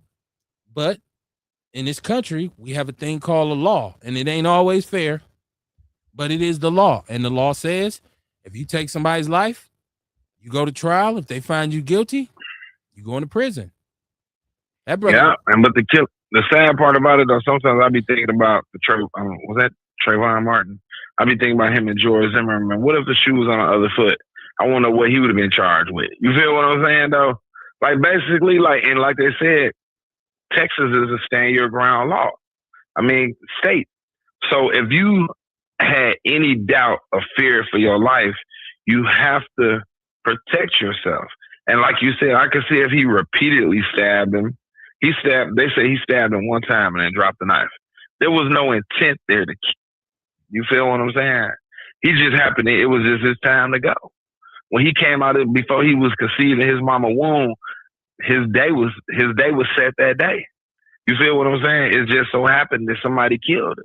It's like all of us got our time to go. You feel what I'm saying?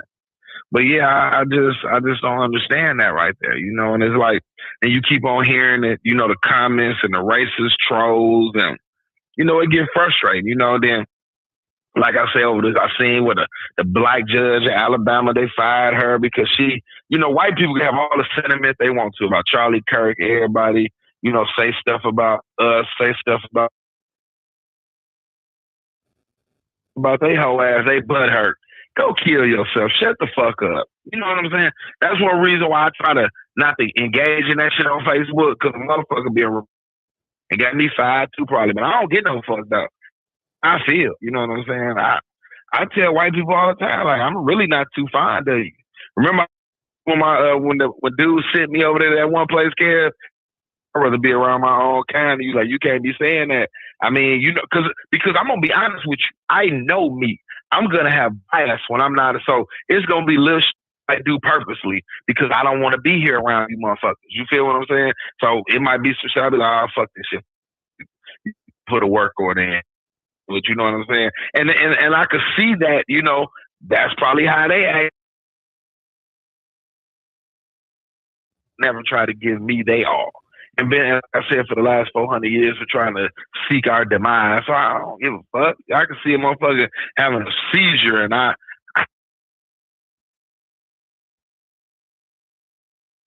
life.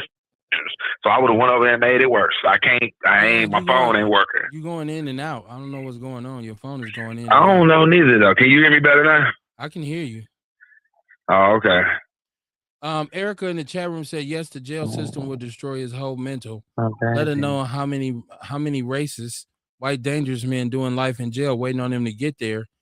Well, that's what the parole supervisor in Texas was saying, that we need to make sure he's protected in prison, and I'm sure he will be. I'm pretty sure some brothers in there who are gonna say, hey man, but you know, he's gonna be in a like I was prison, saying, though. It's not like he's gonna be in. Hell no, he's 19. He going to the pokey. He killed dude when he was 17. He's 19 years old now. He's a grown man. Now? He going, yeah. Okay. But the thing about it is though, that's what I was trying to say last week, and I don't know how true it is because you know the internet catch fire with everything. But they said that the warden of the prison, supposed to be some kin to their family. So if that's the case, that's almost like, I can't think of the word for it, but they need to send him somewhere else because that's like a conflict of interest. Why would y'all send him to the prison that his uncle is a warden at, knowing that he's going to the hole? They probably the guard. Now see, that's the thing though. If they allow shit like that, it can not go in his favor because, say for instance, like you want to see a couple guys that have killed the police in different states. You know what I'm saying? And they talk about when they get to their prison, COs spitting in their food, pissing in their food, doing all type of bullshit. You know what I'm saying? So now if y'all send that young man to where his uncle is the warden or his cousin, whoever they say he was, he's going to be biased towards the treatment of that young man, probably put him in the hole, fuck him up. You know what I'm saying? But if he could go somewhere, because the case got notoriety. Niggas in the joint already heard about it and shit. So he's going to be protected up in there. Guys put him up under his wing. Listen, little dude, we gonna woo, woo, woo, because we already know the Aryan Brotherhood want to get at him and shit like that. Yeah. But if he goes somewhere where it's gonna be a conflict of interest like that, I think that's unfair. Matter of fact, how they do here, because we have a couple inmates. I don't know if you remember back in it was about maybe 8 years ago, where dude in Colorado had killed his wife and his kids. He in Colorado. They sent him here to Wisconsin. He's housed in Wisconsin. Remember the dude? I was in a joint when this happened. The the Hmong dude named Chow Vang. They killed him. Them folk. He just died. He just died for real. Okay, they sent him to Iowa. So Sunday, he shouldn't even be in the prison in Texas. You know what I'm saying? They should send him out of state because of the notoriety of his case, and he's going to get unfair treatment. You feel what I'm saying? Well, it's up to his attorneys to make sure that the proper processes are being done with him in there. I don't even think that boy here to kill Sade Richardson. He's not here no more. He got moved out, and a lot of people are upset about that. He got moved out of Wisconsin. Yeah, that's what they do when there's notoriety there. You know what I'm saying? Now, I don't know if every state like that, but you say, oh, Chow Vang just died. I just seen that over the weekend. They said he passed away. Man, shit, he took 4 on with him. Bitch ass white boys. She says, I believe racism is a living hate demon. She says, I got a few stories to tell. I just checked a white woman this weekend while me and my girls was in the shopping center after she tried to push past my 8-year-old and almost knocked her down. I mean, it's white people, they can be something else. There's a hell to deal with, man. Mama Jenkins said, good evening, my outlaw family. The list of police shootings is like Texas, long and widespread. Milwaukee is at the top of the list for police shootings. We rate at least 5 a year that are ruled justified. She said, I'm like Medea. I always keep me a piece of steel locked and loaded. I go to the shooting range once a month and try to keep up to date on gun safety. Yeah, Mama Jenkins, most definitely. You gotta work them out, man. Things don't do you no good collecting dust. Erica Hunt said, low key, my ex-husband used to talk like Dion about white people. It's a lot of black people who feel that way. But see, this is the thing. I was talking about the backlash that I was getting on my TikTok page for the clip that I put up. But the thing is not one of those people who want to argue with me about technical shit about, this is different from that and that and this and that. Not one of them can argue with me that there has been way too many situations in this country in which a black person was minding their own business, going about their day, and their lives were taken from them by a white person who ended up walking scot-free. There's been too many. That list is too long. We could sit here and talk for the next 3 hours and we talked about them all individually. There's too many of them, and nobody can deny that fact. So naturally, in this situation, when we see that this young brother was given 35 years, okay, he went to court, had all white jury, was given 35 years in the penitentiary. We're gonna look at it and say there's a double standard there. I don't know sometimes what people think. Like, I don't know what white people think. Well, maybe they forgot. We haven't forgotten a damn thing. Most of the time in this country, black people are walking around with something that has happened to them at the hands of a white person. Right? And I talk about this all the time when we send our kids to these schools. We have to be very careful. Like, because when white people get you off by yourself, it can be hell to take to the captain. They will try you. I mean, I tell the stories about me being in North Dakota or being in southwest Minnesota or going to South Dakota and these different places where white people there was Brody. They was bold. They seen me. Oh, we got this nigga. Honestly, I can even tell you a story. I went to UW Whitewater football camp when I was in high school as a teenager. And for some reason, some white boys from somewhere up north, they took a disliking to me. I don't know what it was. I don't know why. But, I found myself walking from the field on my way back to eat or whatever. I was by myself, and here they pull up in the car. And it's, yeah, boy, and all this kind of shit. And I'm like, yo, and at the time, I was really geek for shit like that. So I'm like, get out the car. I'll give you something to take with you. I ain't had no firearm. I had a helmet in my hand. Somebody would get their ass hit with a helmet, and then it was going to be all hands and feet. But once I got back to tell, and I told the coaches, like, yo, I got these dudes right here. They blew it off. It was no real serious action behind it, right? Until it spilled over into, while we're doing our practices, whatever, I get into it with one of them. And it's like, yo, what's that about? And I try to tell them. So they're like, well, we're going to get those guys and we're going to take them and talk to them. But it took for a situation to really almost get to the breaking point, because once again, this is how, when it comes to us, they're gonna try you, they're gonna treat you. I mean, you get old white people who know you'll whoop their ass, and they want to talk jazzy to you because they know they can pick up the phone and call the police and say, "Help me, please, help me." And they know once they say, "Here's a black guy," here the police come on your ass, right? So, I don't know. I can't explain it. That's a phenomena that probably needs to be studied. I'm pretty sure there's some studies already done on it. But yeah, I don't know what it is about us that just like white people, it gets their temperature up, and when you got somebody like Trump in the White House, it's multiplied, because we all knew this from his first presidency. White people feel polarized by Trump. They feel like, oh, it's racism time. Shit, we got the Trumpster back in the White House trying to kick a nigger's ass. Like, I don't know what that's about, but that's just the way it is.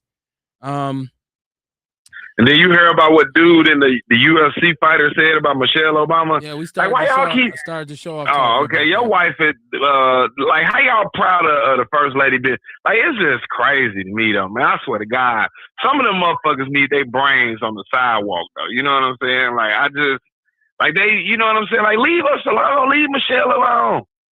Leave Michelle and Barack alone. Ain't none of y'all education level on them people's level. Y'all pieces of shit, uneducated ass pieces of shit. And then you've been seeing, I be sharing all that stuff that be going on with the white people. They fucking kids like it's going crazy. They holding them in hostage and making homemade dungeons and shit. It just don't make no sense. Them motherfuckers is insane. You know what I'm saying? They just doing their thing. And y'all still fucking with us though. Y'all gonna get what y'all want though. Y'all gonna get what y'all want. This is Erica. She said, I had to tell that big bitch, by the time I turn my white girl charm on, you go to jail. I hate that's part of self-defense mechanism, but sometimes I got to play Karen. Yeah, I can't play Karen. So, I'm a black man. So, it's got to be balls to the walls with a brother, because you don't know what you're about to be up against. You don't know when 2 or 3 of them on the sideline going to feel a certain kind of way. You got to be ready to take on the whole kit and caboodle. Mama Jenkins said, my son's life was taken by a white cop that had a felony and a list of bad behavior as a cop. After he murdered my son, look what he did to Frank Jude Jr. He almost killed another black man. Once again, like Mama Jenkins, is another incident where we've seen a white person take a black life and just skate and go out and do another offense. Something else comes along, because they get away with shit so long, and you say, why was this person still on the streets? Because he's white, and his white privilege allowed him to be on the streets still. So that's what I'm saying. No matter what your take on Carmelo is, I don't know if anybody can, you can't say, white people can't say shit to us about us side-eyeing them or looking at his trial saying there was a kangaroo court, or looking at Carmelo himself saying, yo, he did what he needed to do. Because how many times have we been put in situations by them that could have potentially ended up in the same way, same shape, form, and fashion? There's a black kid somewhere right now going to a school in the suburbs or in a white area, in a white town, being harassed to hell and back, being bullied, being ostracized, being alienated. And none of the adults in that facility are assisting him or her. That's going on right now. Now, how is it going to end? Is it going to end with another brother or another sister who's seen what Carmelo did and say, you know what? I'm going to take care of this shit. I'm going to put an end to this shit today. If that's the case, if that's how it starts to happen, maybe that'll force their hand and start saying, hey, we got to exercise some control mechanisms here. Just like we got to talk to our kids about how they need to behave and how they need to conduct themselves, they need to be talking to their kids too. They need to be saying, hey, you can't just run up on niggers anymore, son. You got to be careful. Some of these niggers are violent. Some of them carry knives and guns. They should be having that conversation. And the only thing that's going to force that is when they say, ain't no fun when the rabbit got the gun, right? So you can hunt all you want to, but if you get out there to hunt and all of a sudden the animals got guns too, shit ain't so much of a sport no more, is it? It ain't so much fun. So that's the only way. That's the only way. Unfortunately, it's sad that it's come to that in this country. Erica says, anywho, I'm taking my beautiful black, excellent curly hair self with my beautiful Afro puff wearing daughters to the Juneteenth Day parade to celebrate my blacklist with my union members. And you all are more than welcome to come walk with us. Juneteenth Day is coming up, y'all. Juneteenth Day is coming up. When is it? The 19th? 4 days. What you gonna do for Juneteenth Day? I don't know, man. I think I might throw rib on grill. I don't think I'm gonna be walking in too many parades. What is the tradition for Juneteenth Day? Maybe we need to come up with one. Something aside from the parade.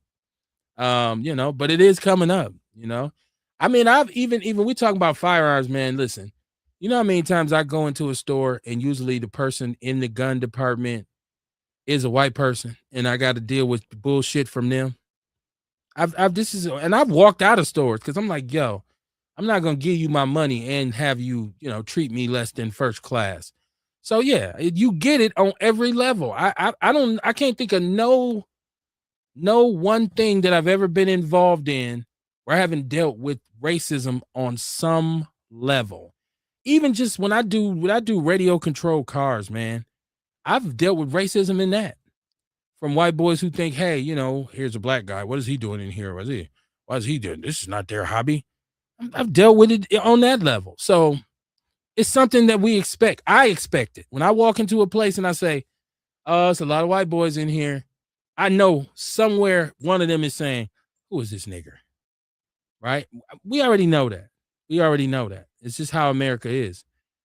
She says, why would they tell their children to be careful with the black kids when our children are barely fitting themselves? Or do you mean fighting themselves? And now they're facing 35 years to life. Look at what's happened with Metcalf's dad. Well, I can tell you like this. Don't believe that it ain't black kids fighting. Don't believe that. Because I know, like I say, when I was in North Dakota, we fought. And this was years ago. This was 30 years ago. We fought. Anytime. I'm talking about if you was a brother on campus and you came to us, it was like higher learning. If you came to us and said, man, these white boys just tried to jump on me, they call me nigger, all this, let's go. Who was it? Where they at? Let's go. We go put hands and feet on their ass. So I know it's still brothers out there fighting. That's why I said somewhere right now there's a black kid that's dealing with this bullshit in the suburbs. And he or she looked up and seen Carmelo and said, I know exactly what he was dealing with.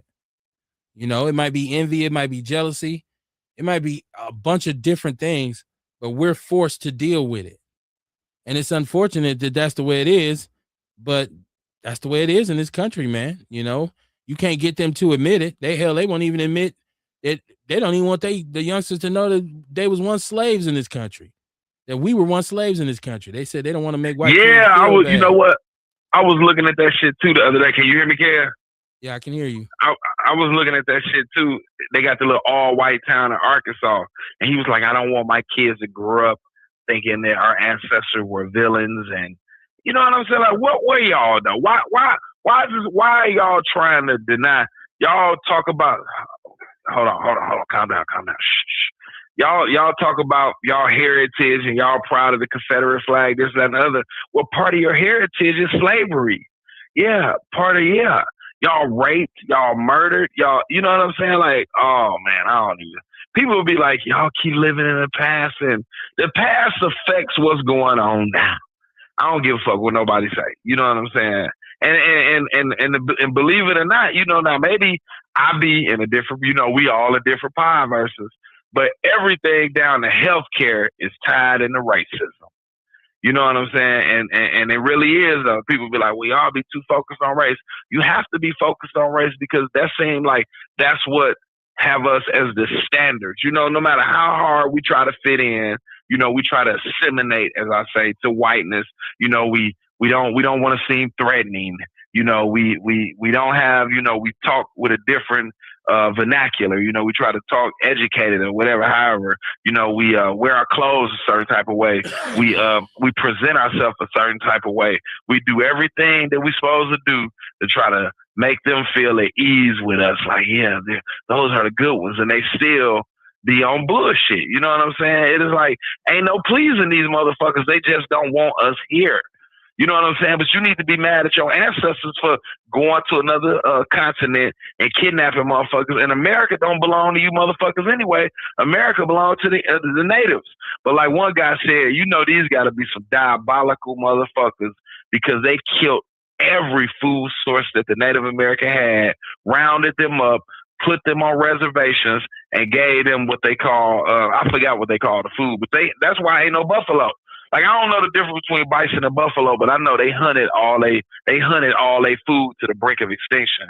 That's when Andrew Jackson was the president. You know, another notorious, diabolical ass, funky ass hunky. You know what I'm saying? So it's just crazy, man. It's crazy, Kev. Yeah, I mean, history is, if you tell the truth about history, it's a motherfucker, and it doesn't make them look good, but they don't want to own up to that. Erica says, me and my kids been in paradise for the last 6 years. We look forward to it every year. She's talking, parades. I'm sorry. Been in the parade. She's talking about Juneteenth. I said paradise. In the parade for the last 6 years. We look forward to it every year. And after the parade, we find good food to eat. And I end up helping one of my vendor friends at the booth for the rest of the evening. By the time I do all that, I'll be tired, then take my kids swimming the next day. Okay, that's good that you made it a family thing. I said, what's your custom for Juneteenth Day? So that's good. This is Mama Jenkins. Let me see if I can get this up. She said, Kev, that's why I don't play with these sons of bitches. I will bust their fucking brain, they skulls. I'm an angry black woman that don't take no shit off of them at all nowadays. I hear you, Mama Jenkins. A lot of us feel that way. That's why I said my mom she was a whippersnapper when it come to anything racial. She she get on 10 with it because she had dealt with so much in just growing up in the South in the 50s. It was something that would get her going. And if it was a situation that I was dealing with that had racial connotation, oh my gosh, you talking about somebody, the first person ready to go is her. And my dad went through the same stuff, but he just would be like, his was different. But he just be like, hey, listen, don't tell your mama. don't tell your mama. Because mom's ready to ride out, man. She had her feel of dealing with racist white people. So, like I said, I grew up, man, watching when we go different places. I was always on the bus with my mother going somewhere, going to some shopping mall, going to some store. And she get into it with them and it's going down. Here we go. They don't know who they fucking with. Ain't no telling what she had in her purse either. I'll tell you that much. But yeah, man, it's been a very, very, very tumultuous year so far, man. And anybody should be able to see. Like, if you say to people who support Trump that Trump is kind of like, when he's around, for some reason, the level of racism is elevated. They don't want to admit it. They act like it's not there. But I think these are the same black people that'll tell you racism no longer exists. Oh, that shit ended in the 50s. Like, yeah, whatever, and then you get, of course, black people get upset with, other blacks. Like, you see Candace Owens or what's the other guy's name now? He's like becoming one of the main talking heads for the assimilated Negro. I forget his name. The one who got into it with Corey Holcomb a couple months ago when they were finna fight. He's popping up because he was the one that was very happy that I seen him. He was very happy that Charleston White would not be supporting Carmelo Anthony's family anymore, and he was, of course, in total agreement. But it's some black people who that's how they get their lane, by going against the rest of us, right? We call them coons, we call them sellouts, we call them Uncle Toms, we call them all kinds of different stuff. But it's a lot of black people right now who live in that lane, and I think that they live there with the false hope that white people will say, hey, that's one of the good ones. Or when the shit hits the fan, they're going to say, well, leave him or her alone. He or she is one of the good ones. And I think they'll be sad to find out that that's not going to happen. We always say that person had their nigga moment, because they will remind you. They will remind you eventually of who you are. And they'll let you know you're not with us. I know when I was studying for my PhD, man, it was a brother. I want to say his name, but he wanted to be accepted by white people. He was, a black conservative. He he was, you know, a Trump type lover. Like he was one of the brothers who always wanted to be on their side. And I used to get so mad at him because it was only two of us in this whole cohort. And so when the last World Cup, I know it was World Cup because it was important to them. So they would all be huddled around the table, around the TV on breaks, watching World Cup finals. And, you know, I didn't give a shit about soccer or whatever. I didn't care about the World Cup. But he was just, he would be trying to just be all up in their mix until one day, a couple of them, he pissed them off and they let him have it. I mean, totally humiliated him in front of everybody. And I remember just sitting there at the table looking at him. And then all of a sudden, I look up, guess who's sitting across from me? Nah, man, going back to the other end of the table with them. And I told him right then and there, I said, see, man, that's what you get for always trying to kiss these white boys' ass. They don't like you. That's what you get. Oh, no, it's not like that. It's no. I said, man, they basically just call you everything except for a slave and a nigger. They just let you know they didn't want you around them. They told him, I don't even know why. This white boy told him, I don't even know why you over here. That's what he told him. So, but once again, some of us believe white ice is colder. And they want to be accepted and they want to be acknowledged by white people. There's nothing you can do with a person like that. That is a terminal illness. That is a sickness. And that's something that there's no medicine for. It's like if that person get hit on their ass with a whip, they're going to say, give me more, master, give me more. So that's why I don't waste a lot of time trying to convert any of them. She said, Erica Hunt. No, you can't convert. You can't convert them bastards. Yeah. This is Orlando. Ernest said Orlando. You're right, Brendan. Shout out to Brendan Hayes, man. Shout out to Brendan Hayes, man. Brendan, I've been trying to. I got to make you an admin for the People's News Network. I've been meaning to switch you over. I don't know how you. I mean, because you put so much valuable stuff in there. I just think you should be an admin for the group. So I'm gonna add you. So if you see it, you'll know it came from me. Because I'm the one who founded the group. He said Anton Daniels. That is who I'm talking about. Anton Daniels. He's becoming, you know, like what's the man's name? Jason Whitlock. You got a bunch of them. You got Jason Whitlock, Stephen Smith. You know, that's just like I'm thinking about. Remember how long ago that was? About 5-6 years ago when dude at Miller, what was that? Miller Coors.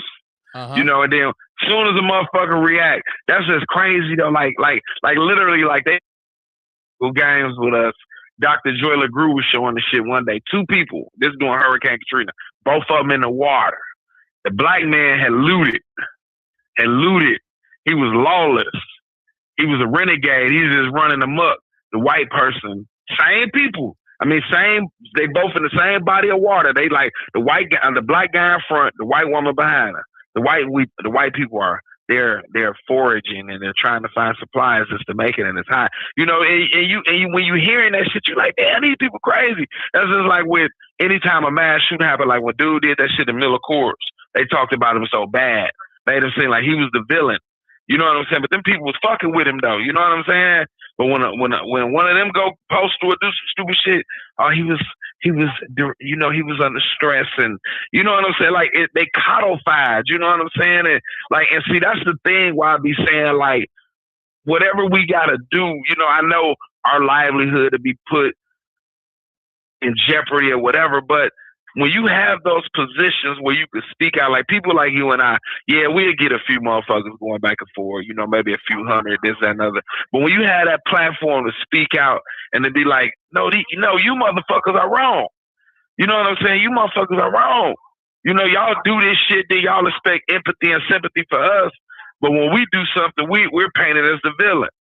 You know, like you said, if that like everybody said, if that was a white boy, it would have been like, oh my God. Like even with the police, remember the police killed dude, Botham, whatever his name in Dallas.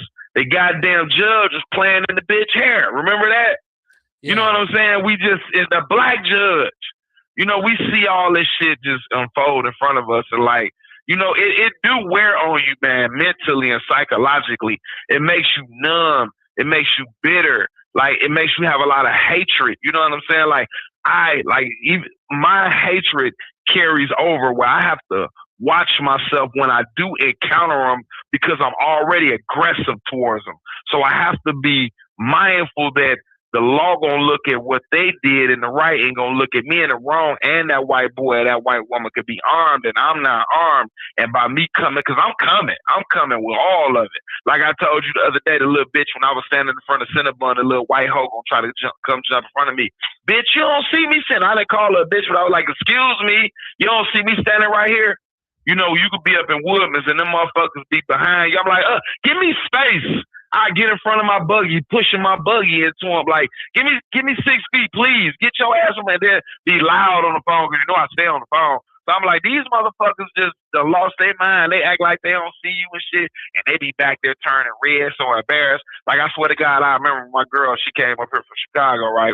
And we was up in Woodman's. I stood in the aisle on purpose. You know how Woodman's is, where I'm about to check out at. I stood there on purpose. Them white motherfuckers sit there and excuse me. They slithered. I'm talking about there wasn't that much room to go by. Instead of saying excuse me, they just sucked their breath in and just squeezed through. Another incident happened to me at B-Dubs. I'm sitting there waiting. I'm out there in West Allis. I'm sitting there waiting for me to for my food. So the white guy saying excuse me to me and the brother, because I'm sitting down, but the brother standing up. So him saying excuse me to the brother, he damn near about to step on my feet. I snapped.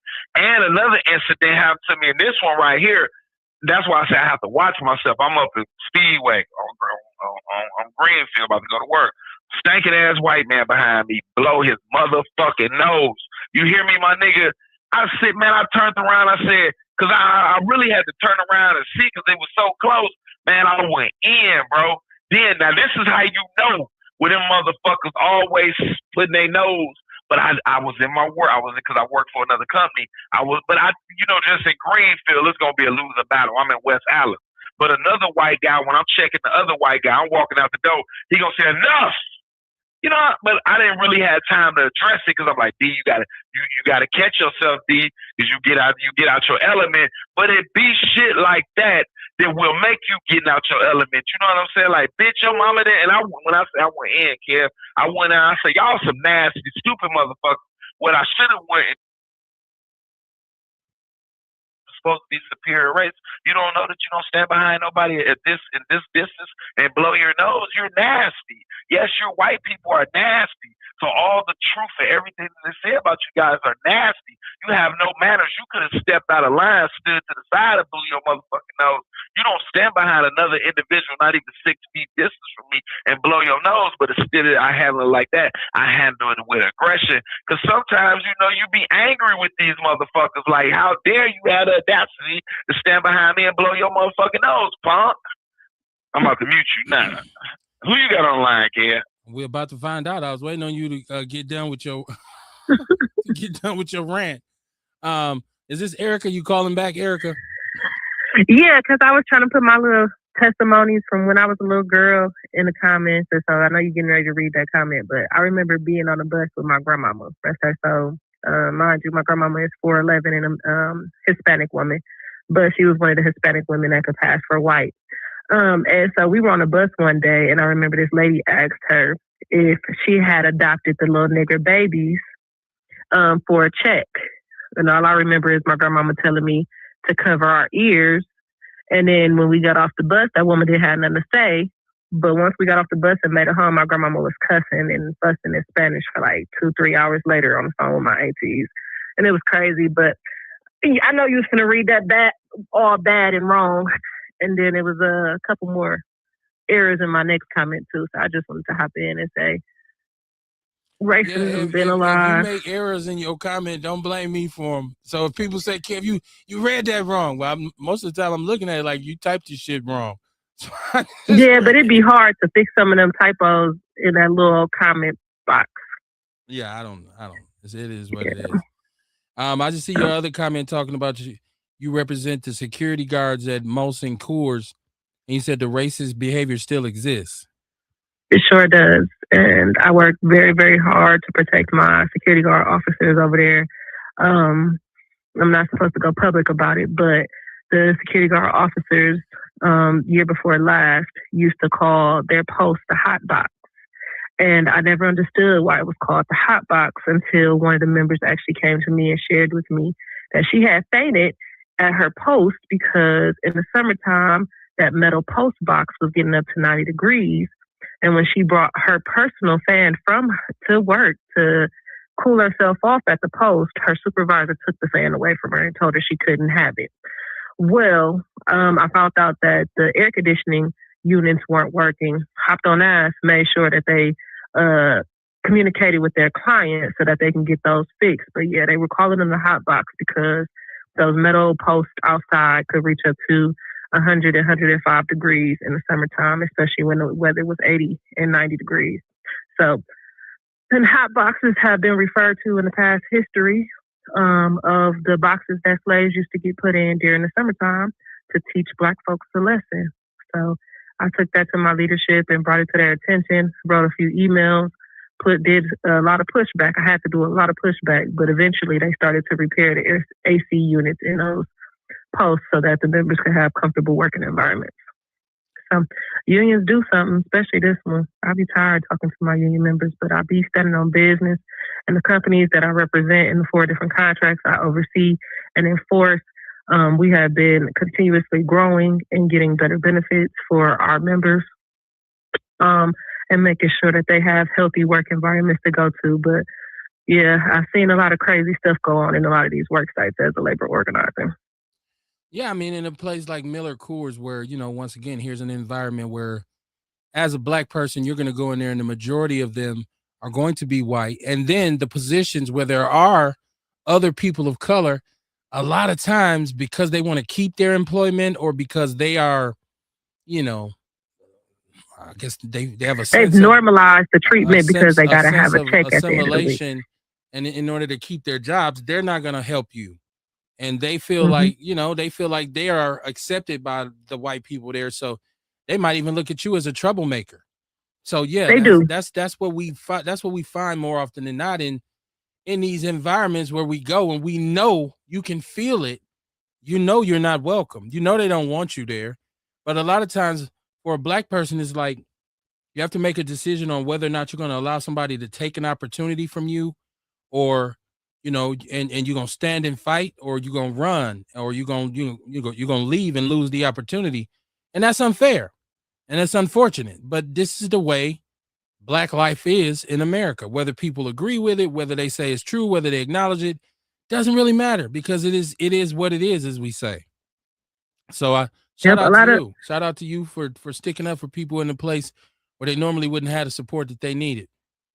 Yeah, a lot of people, they actually have normalized the treatment because they want to keep their money in this economy. When I first started, they was making $10 to $13 an hour. After our last contract negotiation, minimum pay in 2028 is going to be $20.70. Our union members used to get performance-based evaluation raises, and now I've ensured that we have, because it was definitely a collective effort with my worksite leaders and bargaining team. But we now, minimum pay now for the security positions for any of the union work sites is $18.60.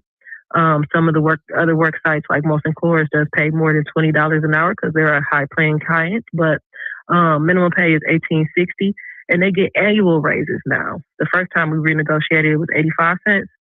For the next 3 years of the contract life, this year in January, members got 90-cent raises, regardless of how their performance was. As long as they was on the job longer than 6 months, they got that 90 cents. Next year, they'll get a whole dollar, and the following year, they'll get $1.10. And then we have to renegotiate the contract again.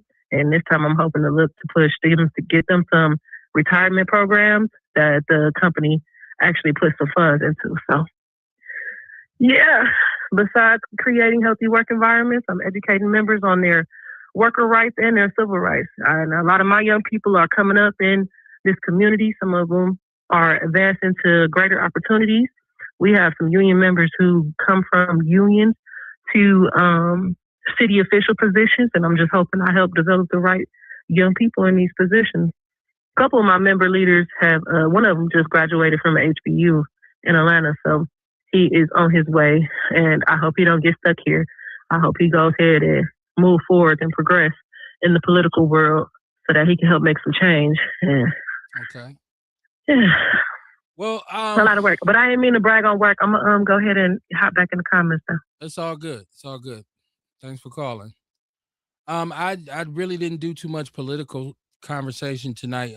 Shout out to Ian. I know Ian was like I said, Ian's an entrepreneur. He runs his own business. So this is one of those nights. He had told me he probably wouldn't be able to make it, so he wasn't able to come. So I really didn't do a whole lot of Nigga, you know, I'm gonna stand here and hold it down with you. Don't make it seem like this Ian motherfucker. I'll be here with you all the way through. You know what I'm saying? Can I finish what I was saying? If that's okay with you? All right. Can you know I'm ignorant. Right. Can I all finish? Right. All right. I'm about to mute you. Right. My point was I didn't really approach too much political stuff tonight, mostly because I wanted to address a lot of the blowback that I just got from my little TikTok where people felt a certain kind of way because of some of the things that I said about Kyle Rittenhouse and the comparison between him and what happened with Carmelo Anthony. But I did notice that they have had a meeting at Midtown at the abandoned Walmart about the establishment of a data center in that space, and the people in the community are against it. Okay. They're saying that they're going to put a library in there. The 76th Street Library will now move to Midtown. There's going to be some affordable housing in Midtown. My thing is, and I seen the owner of the property saying he's been trying to redevelop for the last 4 years. He's been trying to get some tenants into Midtown, into that hole that was left by Walmart leaving. And my thing is, I don't appreciate the fact that the people of Milwaukee, especially on the north side, are held hostage by the fact that if we want to shop, we have to go to the suburbs, right? Like, and we're going in the suburbs where we're not wanted. Like, we're sending our kids out to Bayshore and they don't want to. They got dogs in Bayshore. They sick the dog on the sister. The handler can't handle the dog, can't get the damn dog off of her, right? They don't want our kids in there after a certain time. It would make more sense. And see, I grew up in the era where we had Capitol Court sitting right in the middle of the city. We had the Grand Avenue Mall. We had places where if we wanted to spend our money within the city of Milwaukee, we could do that. Now, some of us still chose to go to North Ridge, South Ridge, whatever, Brookfield Square. But at this point, we have nothing in the city. I don't understand why it's not possible to redevelop a retail outlet, some sort of retail investment in Midtown. We don't have a theater. We used to be the bowling capital of the world. We don't have bowling alleys anymore. There's a lot of things we don't have in this city that could be established, right there in Midtown. And I don't understand why we can't get retail there. Like, I get it, affordable housing, a library, that's cool. But then what we're going to do, run to Glendale, run to Brookfield, run to Bayshore, run all these places to shop and spend our money there. I feel like the city of Milwaukee right now, one of the biggest offensive things to me as a citizen here is I don't see the city of Milwaukee investing in the city of Milwaukee. We should be establishing things in this city that empower the people here more. Jobs, especially.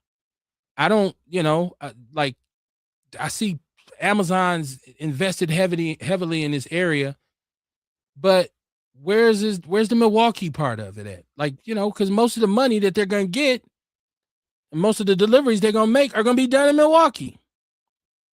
So this is something that I look at our mayor and I see lately, it seems like he's just having a good time. And we're moving into festival season because it's summer.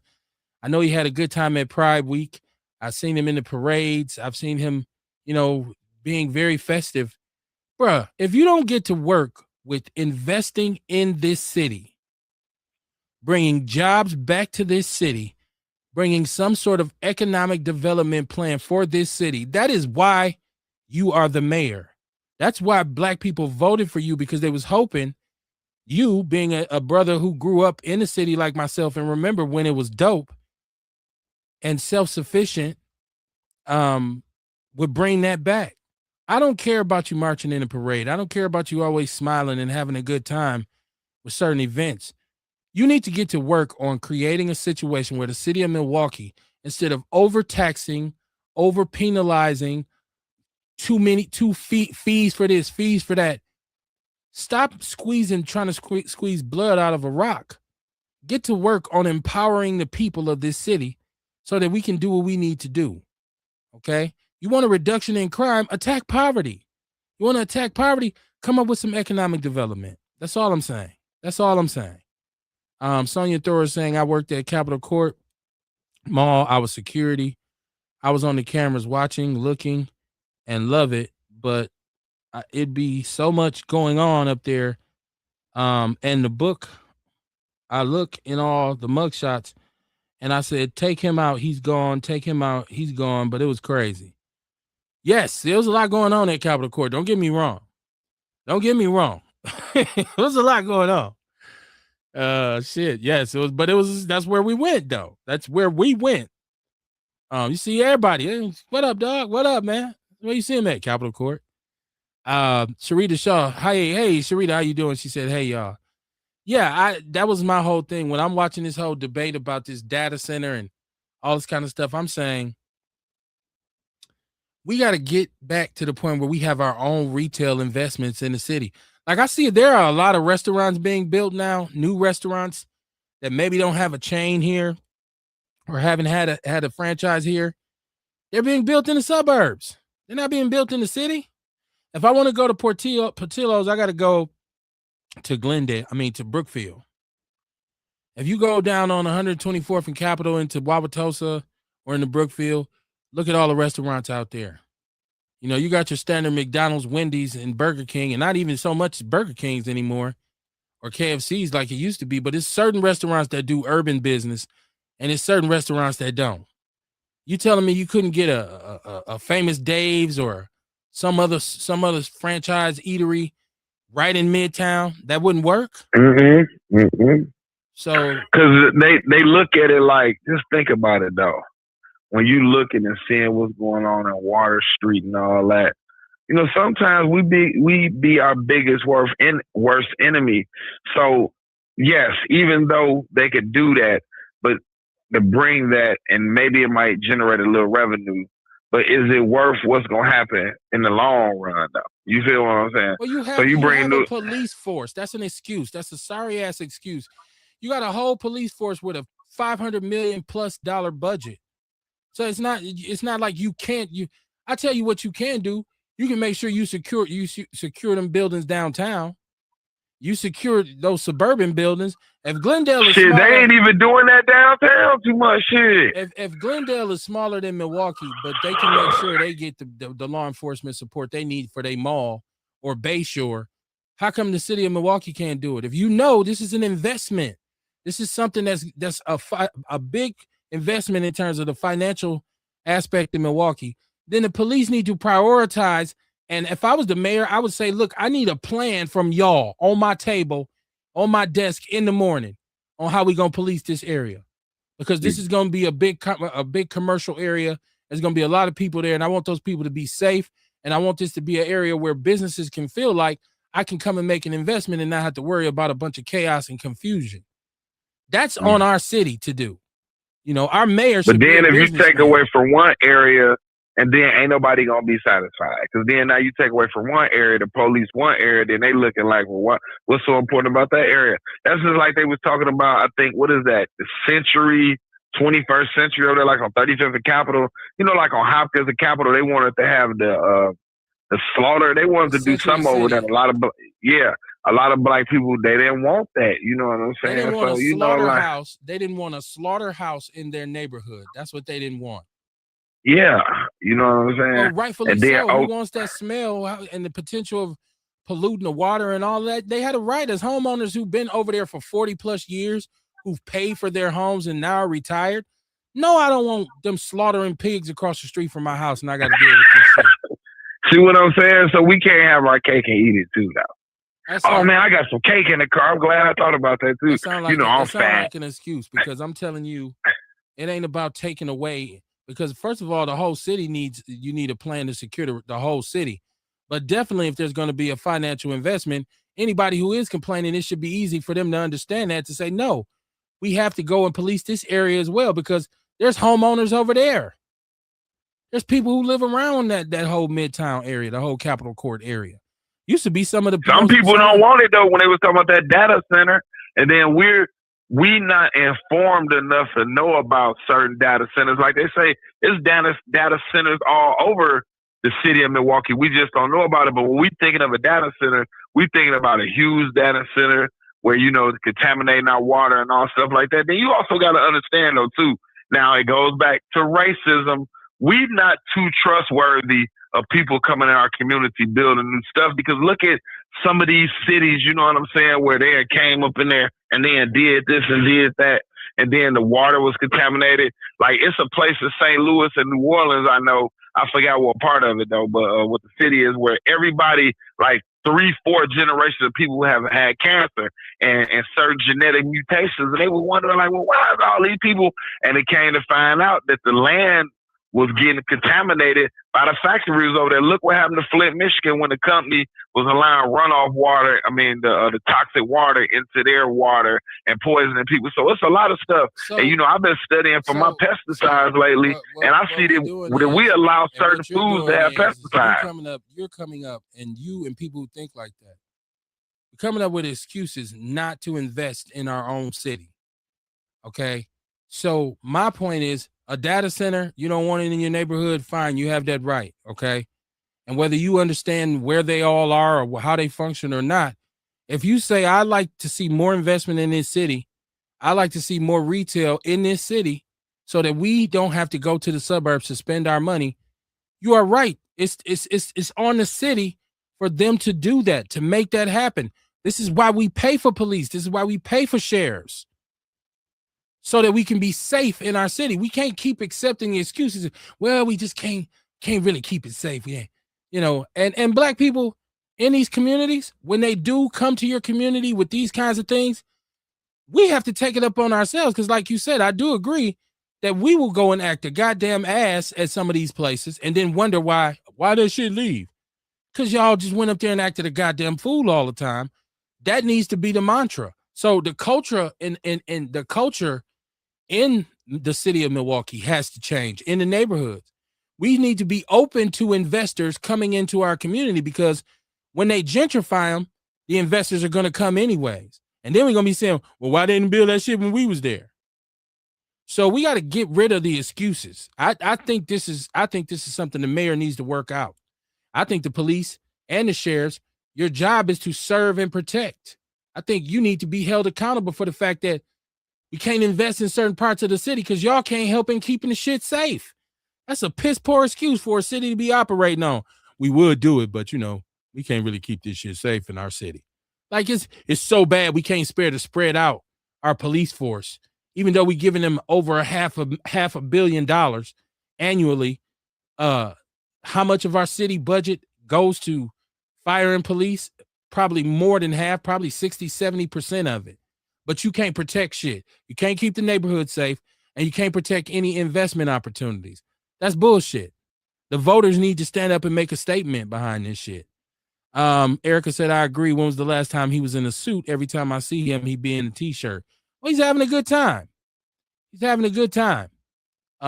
She said he been real relaxed. That's the mayor. I know. Erica Hunt said, reach out, delinquents. I got to go to work in the morning. She said, peace out, delinquents. LOL. I got to go to work in the morning. All right, Erica. Have a good one. Have a good one. Have a good week. Orlando says something has to change. Yeah, Orlando, you're right. Something definitely has to change. The leadership in Milwaukee, I just watch the news on a daily basis and see them continuously fail this city. I'm just like, oh, y'all, this is so bad that you all are in charge of this city and nobody has a plan. Nobody has any solutions, because we are all aware of what the problems are in our city. We're all aware of it. I just don't see solutions coming from the people who we have in office. It's time to turn the table over, start all over, find new leaders. You know, if the people who you have in office are not doing their jobs, then we need to get rid of them. This city right now needs solutions because it's going to hell. It's going to hell. It's trending in the wrong direction simply because there's no investment. A city that doesn't invest in itself, right? The majority of all tax revenue in this state comes from here. This is the bank of Wisconsin, the city of Milwaukee. The revenue that comes from the city of Milwaukee basically runs this state. How are we one of the weakest cities in the state? This makes no sense. So my point is, you got to try to find some real leaders, man. And these leaders need to come in with a mission. And they need to be on their grind and on their shit because they are aware that they're dealing with some voters who won't hesitate to get rid of their ass at the end of the night. Okay? So that's my point, right? I understand some of this stuff is challenging. That's your job. Is to take on challenges and come up with solutions. You know? This is Sonia Thor saying if they're scared to speak up and speak out and do what they're going to do, they need to get out and let somebody else going to come to do it. Yeah, I mean, it pays good to be a politician in Milwaukee. Hell, if you an alderman, you're making almost $100,000 a year. I mean, those people they have positions where they get some money and they get some privilege, and the relationships that you can build from those and the networking you can do can make you even more wealthy. So yeah, it's something like I'm gonna try to hold onto this position as long as I can. I don't really have to do nothing. I just have to take pictures every now and then and show up in certain places and shake a few hands. Because as much as we talk about the situation, I've been in places where one of these elected officials shows up and they treat them like celebrities. People are so happy to see them. They want to take pictures with them. They want to shake their hands. They want to talk to them and get the same bullshit. Just call my office. Here, take my car. Look, he gave me his car. He told me call him. He's never going to answer the phone or he's never going to call you back. That's just it, point blank. So yeah, the city needs some solutions, man. It's about to be summer. It's June already. We're about to be in the middle of summer. So people are about to be out and about. Let's see how safe we can actually keep this thing. And I'm praying that it won't be as violent as some of the summers we've had in the past. But I mean, it doesn't look good. It doesn't look good. Sonia Thor says she'll come back home and be the mayor. Come on back if you got a plan, Sonia. Come on back. Look here, There's man. violence everywhere. There's violence all over the country. Shout out to everybody who supports the show, man. Shout out to everybody who goes to the TikTok, who goes in the People's News Network. I appreciate y'all. Please share the show. We'll be back Wednesday. Hopefully the fact checker Ian will be with us. And hopefully all of you choose to tune in again and you come ready to get it in, ready to jump on the line, ready to jump in the chat room. Put a bug in somebody's ear, tell them to check out the show, tell them to chime in, tell them to support us. We can use all the support we can get, man. And once again, I appreciate you taking time to check us out because there's a million other platforms you could be listening to. I'm glad that you chose to rock with Outlaw Radio, man. If your criticism of the community outweighs your contribution to it, your ass is probably a coon. And you really need to be listening every time we turn the machine on. For those of you who take a stand and do what you need to do, peace and love to you, man. Y'all stay up, keep your head on the swivel. I will see y'all Wednesday. Thank you.